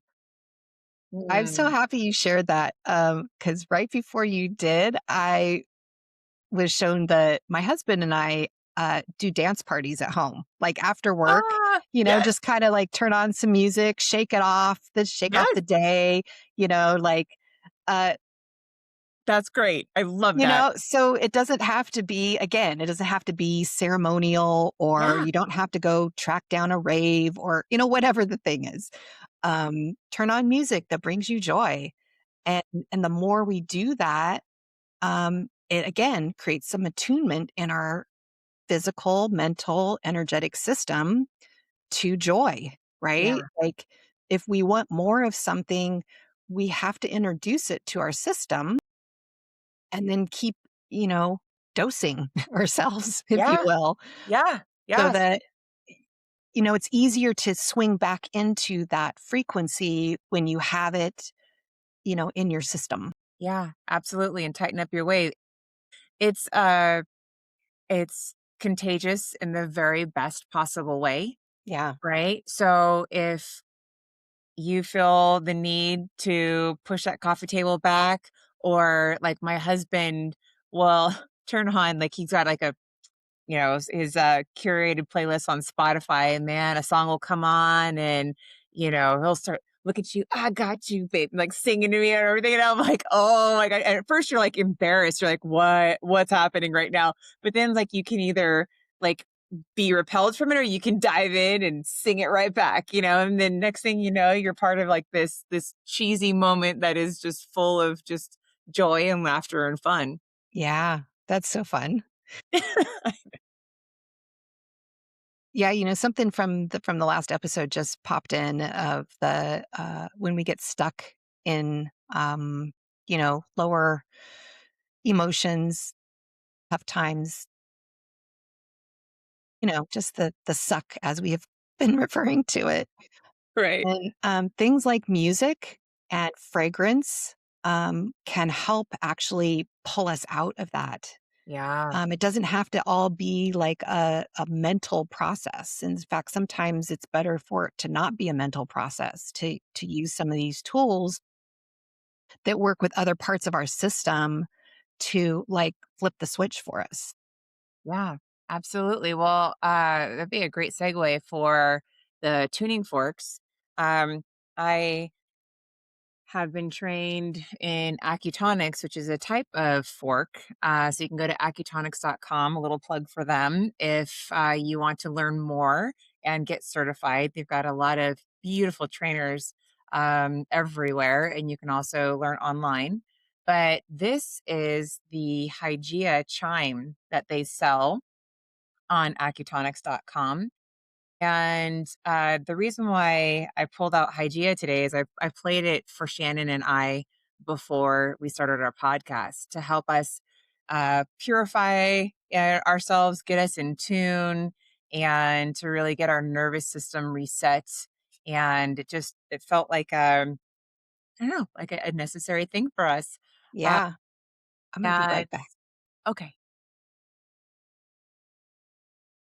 so as Shannon leaves, I'm going to tell you a little bit about Hygeia. It's about purification, and the vibration um, works on, like I said, the nervous system, the immune system. It's about detoxing our inner selves and our spiritual selves. It also like purifies and detoxes in the intestines, the lungs, on our physical self, and also like the brain function.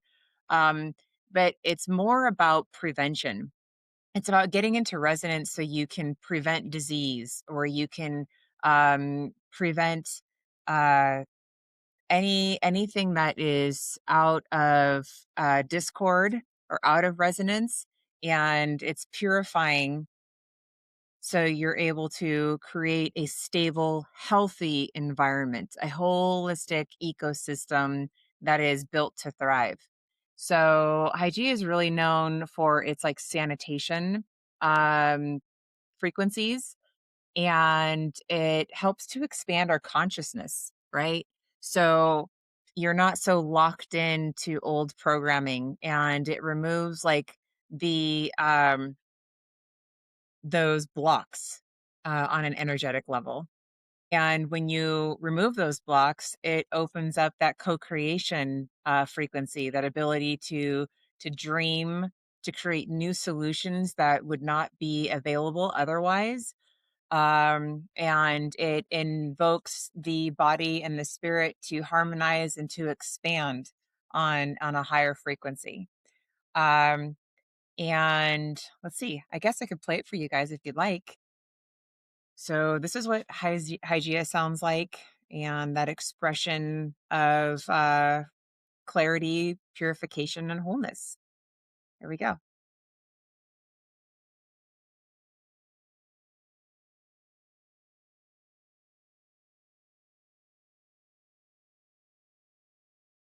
So I'm not sure how well you guys can hear it, but I really feel it moving in my torso. Yeah, when you first did that before we started, I felt it in the back of my heart chakra, which is like in the center of your back, kind of between your shoulder blades. Yeah. And if you've never really tuned into energy moving in your body, I mean, it could feel like all kinds of things, but how it feels for me is just kind of like a little hum sometimes, or can sometimes feel tingly. Um, so just yeah, when you work with sound like that, just kind of allow yourself to tune in to like how is that impacting your physical body, or like is something coming up in the mind? Absolutely. And there's so many sound tools, and you don't have to go and spend thousands of dollars on tuning forks. If that's not your jam, you can go on Spotify or Google it for free and, look up different frequencies. And they have these different charts that talk about what frequencies match and what will help. And try it out and see if sound is your jam. They have done experiments where you can play a certain frequency and it puts out fire. What? That's Yep. pretty So, amazing. this guy, I think these kids in MIT, and I don't know what the resonance is. You can Google it, it's out there. And you have something on fire, and you have the challenge is having a speaker loud enough, right? And intense enough to be able to blast out the frequency, but it will snuff out fire.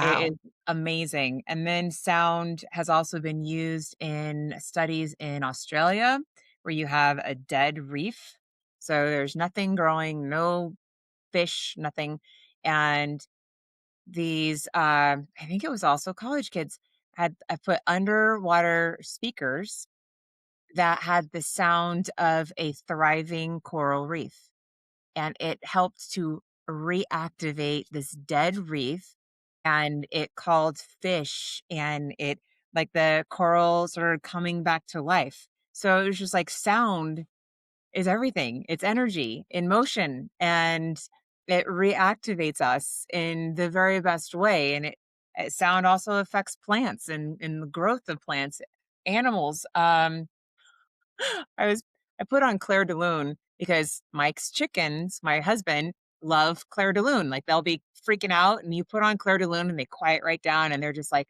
in a blissful state, right? And so I thought, well, um, my sister-in-law's dog desperately misses her, and he was so depressed for the first few days. And I thought, well, I don't know, it works for chickens. Maybe that's like his jam too. So I put on Claire de Lune. Oh, not his jam. It was so he started howling. It made him more sad, and he just was like tapping into his grief, and it was just like so. But soft rock, he loves it. So you can put on Journey and he's like, "All right, like I can go outside and go to the bathroom and eat my food." And like, so as long as I keep playing Journey or anything from the 80s, then he's okay. That is such a great illustration of how the same music does not impact, well, fragrance, tuning forks, Right. music, things don't, Yeah. Your uh, rainbow. yeah, Yeah. things don't impact people the same way. And so, um, you know, as you were talking about the different music that the chickens like and that the dog likes, Yeah. it had me think about a friend of mine. Um, had a near death experience. Like something happened in her system and they had to put her into a coma, induced a coma. And she thankfully came out of that and is back into her thriving life. But what she described was that the chaos that she was going through when she was under. And when she came out, she was like, I have to listen to angry music, like the intense, angry music. And I was really curious about it. And so I asked my team, I was like, what's up with that? Because typically in the previous to that moment, I was kind of like, oh, this music is good and this music is bad. And Yeah. Yeah. Yeah. right. Yeah. Judging music, right? Yeah. Um, but it really speaks to that certain times maybe we need some kind of music like that to help like disrupt the stuff that is stuck in us. Maybe it takes that kind of music to disrupt it. Because I've also heard from people who like, I'm like, oh, handpan music's my jam right now. And they're like, it totally agitates me. Yes. Yes. Yes. Right. And Yeah. so it doesn't mean it always agitates them. Um, or has to always maybe there's a point where they won't listen or need the angry music anymore. And maybe they transition to, journey. I don't know. But I'm just saying, like, don't judge the music either because it's medicine. Yeah. Well, And that's the ooly sometimes, ooly, that shaking it yeah, up. yeah. So it's like, I guess the theme here is like, get out of the box of thinking that things either good or bad or right or wrong or just all of those judgments because w- we need different things at different times. There's times where I don't listen to handpan music anymore. But every once in a while, I go back to it and it's the perfect music. And then I'm listening to something else, right? And so when we tune in to like what's going on internally, or we get a prompt, like maybe a song pops in your head, go turn that song on, see what Yep. happens for you. Yes. I love that. I love that so much, especially, here with the Aries equinox and welcoming in this year of the fire horse. It's also Eid. So Eid Mubarak for those that, are practicing. We have the opportunity to welcome this great reset with curiosity and joy. How do we want to activate ourselves and what wave do we want to ride? What do we want to build and send our attention to? And there's so many tools that we talked about today for people that they can try on. And maybe it's more about taking off and not doing some of the other things that are taking too much of our focus away and dialing it to the minimal, right? Yeah. And Yeah. then maybe it's not adding anything, but Yeah. or removing. So we invite you guys to be curious and to explore all the different options out there that our wisdom is infinite and accessible to all of us. Yeah. It is. One of the things I was looking at my notes as we were kind of talking about things prior to and control and Mm, letting go of control. What that does is it creates an opening for surprise and magic and curiosity. And so, that's something I've been practicing over my journey is letting go of trying to control things. And life gets a lot more interesting and exciting when we can just set our intention for what we want, put our heart energy into it, ask for support, and then let go yes. and follow what's being guided to us. Yes. So if you are living in a highly controlled environment that either someone else is controlling or you have created the parameters of control, tune into that and look and see like, are these serving me or are these not serving me? Right. And I think that's a great lens to look at stuff through in place of, is this good or bad? Yeah. Is this serving me? Is this not serving me?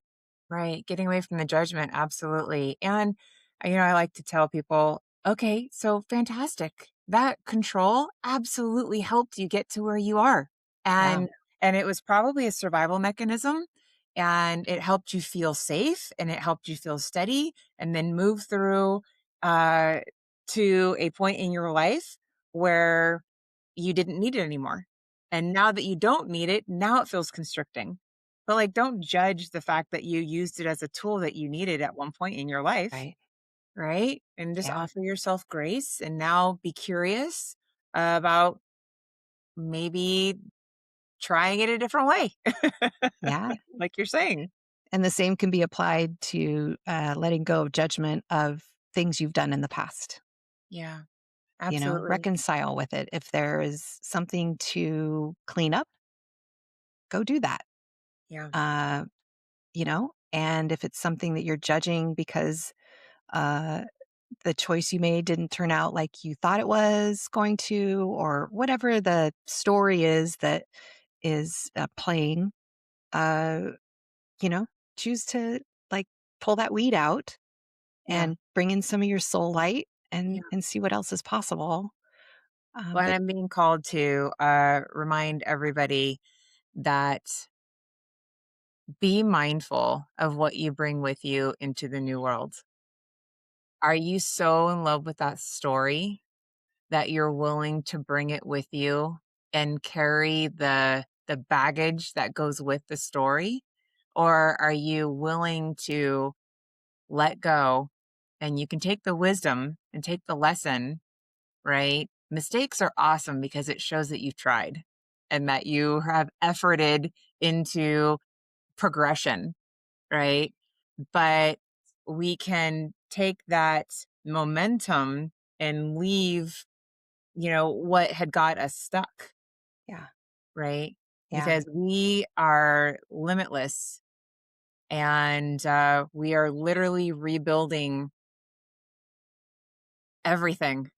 This world looks very unstable for some people, but in actuality, we are rebuilding in the best way. And if you're listening to the podcast and you've been drawn here or you've been called to send it to somebody, then we have been ignited with the light and the intentionality to bring that curiosity and that co-creativity of following our directions and building what we want to see out there in this world.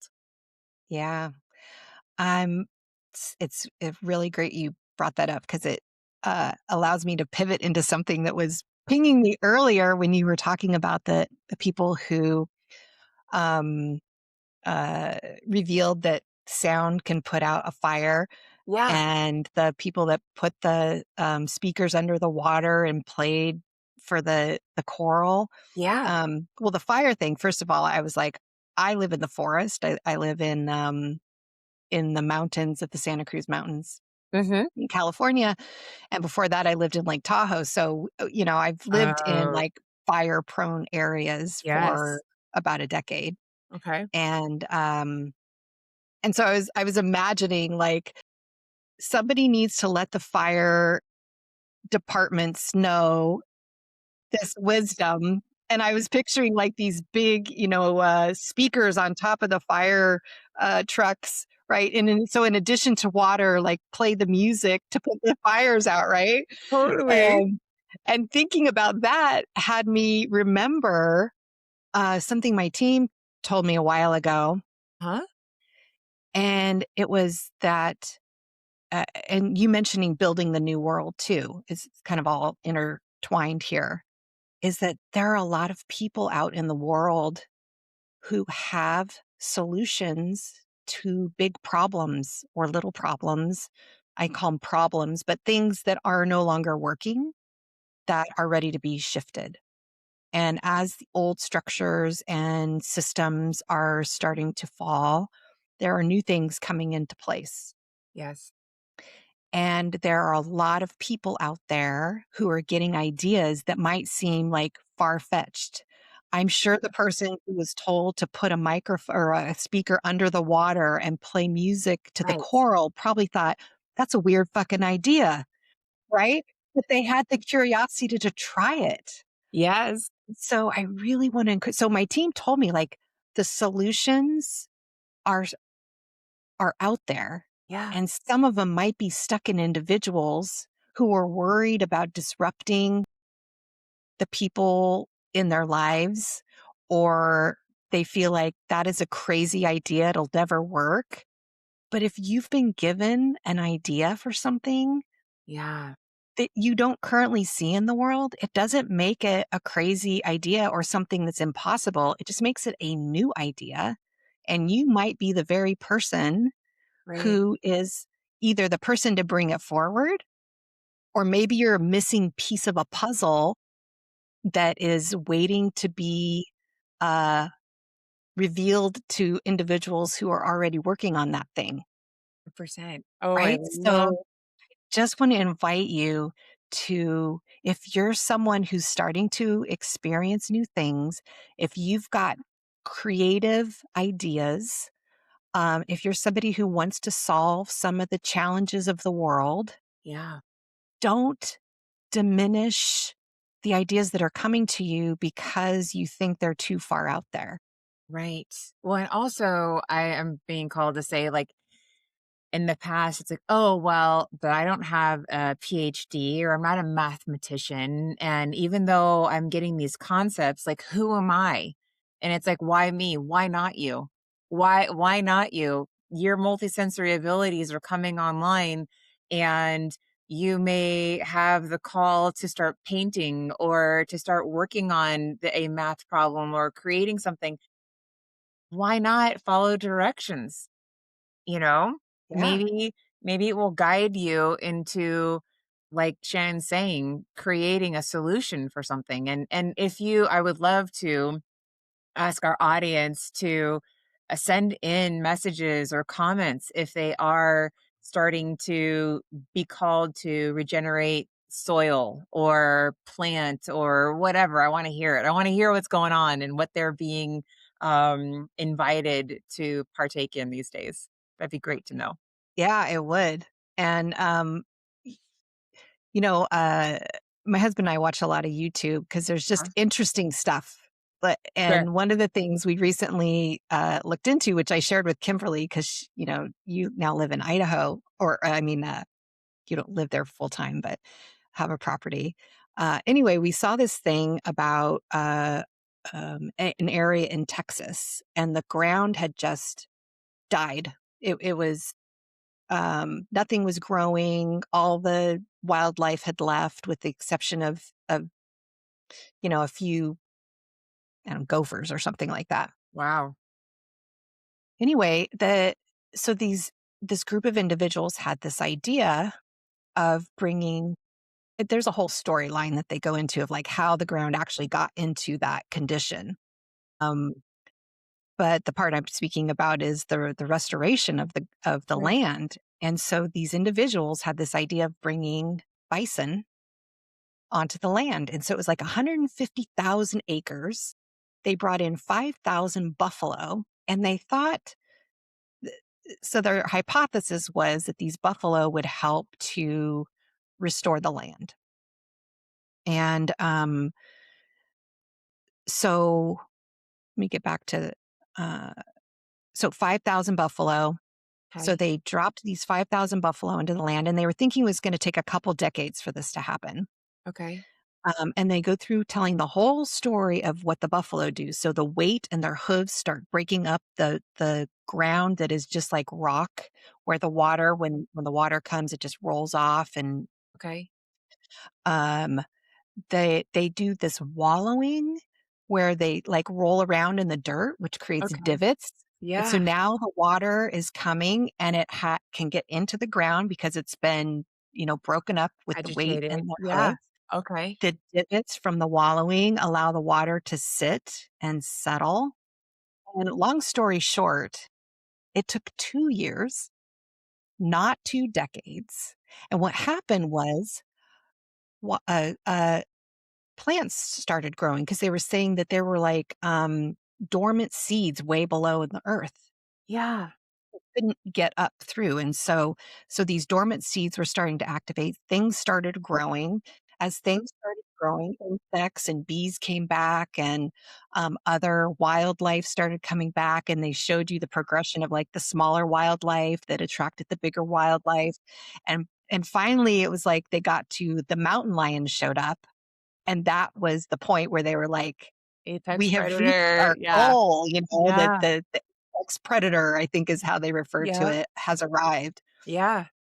And so it's like, if the people who got the idea to just put some buffalo on this dead land, Yeah. uh, if they didn't do that, we wouldn't know that that was a possibility. Yeah. Wow.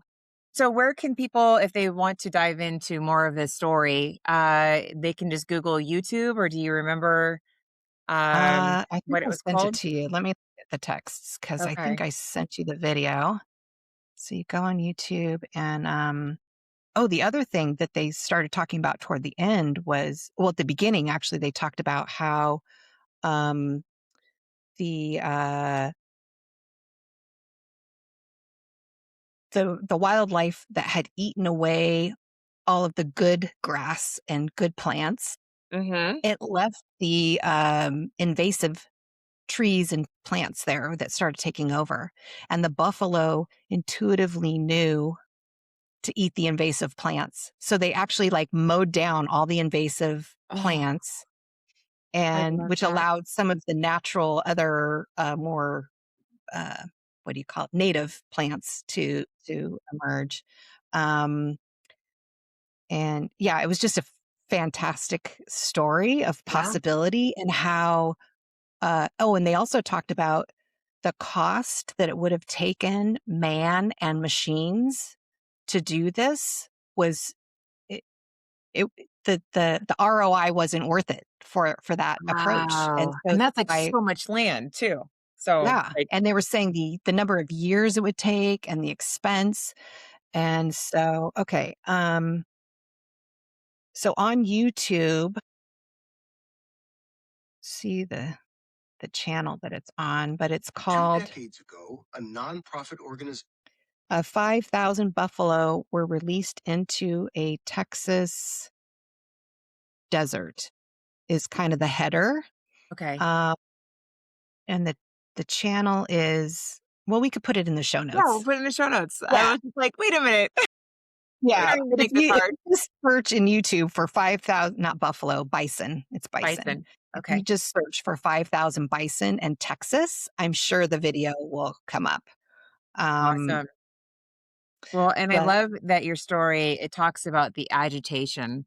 And as we look at our state of being in the world today, and if we're agitated as we're experiencing something, it's like we can be curious about why we're agitated.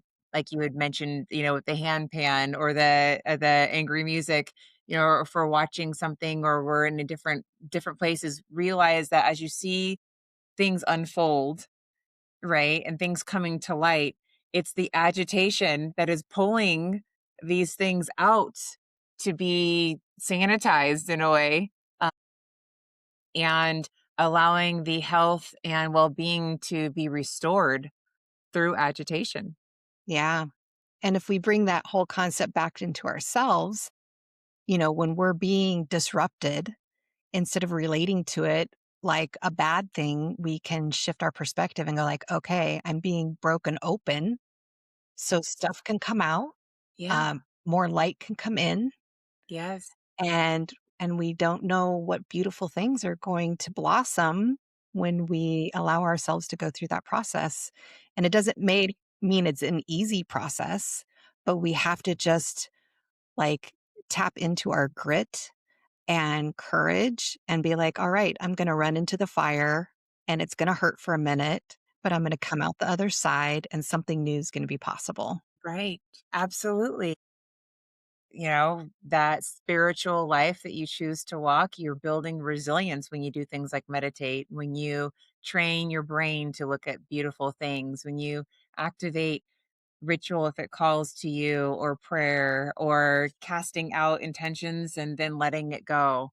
There's so many different tools we talked about today for people. They can Yeah. lean into sound and all of these different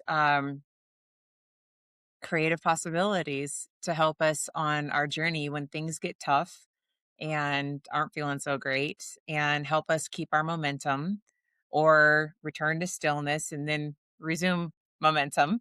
If Yeah. we need to take those breaks, those are integral as well. Yeah. And something that popped into my mind, I heard it. I don't remember exactly how the original person said it when I heard it, but it was like, when things get tough, don't ask for it to be easier. Ask yourself to like have the courage to face it, or um, like instead of asking for life to be easy, face whatever's in front of you with some courage. Okay. Um, yeah, that was kind Okay. of it. Like Okay. Hey, I'll invite the take disruption so yeah, that so that you can like yeah. purify and process. Yeah. Right? It's all part of the weeding. Yeah. That's why we get calluses, and that's it doesn't mean that life has to be hard, but there is efforting or not even efforting. It's showing up and going through the process. And if it feels uncomfortable, then it feels uncomfortable until we gain the muscles, and everything feels hard the first time, Yeah. you Yeah. know? Well, and then when relating to a spiritual, journey, I think sometimes there's the perception of like, oh, spiritual journey, it's all unicorns and rainbows and right. And then you experience the actual reality of living on this kind of a journey and you realize no, there's really hard parts of it too. Yeah. Um, but when we can just embrace that that's part of the journey and stop judging it or resisting's another thing. There's a saying, what you resist will persist." Um, What do you think, Nosy? hey, look at he's like, "Are you guys done yet? We've been talking for a long time." For those of you that are listening, Nosy the goat has returned, and it's showing his cute little self. Yeah. Oh my Oh. gosh. I'm so glad that our first guest was a goat. Right? I don't know how many podcasts can claim that. I think we're I the only podcast in existence whose first podcast guest was a goat. yeah, unless the podcast is about, like, Goats. goats or what is the when you sell your house in the 4-H city or and you something like that. go Yeah, yeah. Oh, the what homesteading. homesteading, yeah, yeah. Oh my goodness, and that's one of the things that talk about new beginnings. Mike and I got this ranch, and it was to be closer to family that we have out here, and to also dive into this next phase of life as an adventure and getting back to nature and asking, what the land needs of us as stewards. Mm. And yeah, being open to it all. What do you think, Nosy? I think So he's down. cute. Yeah. He seems Let me more see at if he peace. doesn't eat my hair or something like that. It's like, So far, he seems to be honoring your personal space. I'll take it. I'll take it. So Oh my great. goodness. Well, All this seems right. like a good time to wrap up. I think so. I think so. I think they're hungry. I'm gonna have to go get some hay. Do That's my homesteading duties, do my ranch duties now.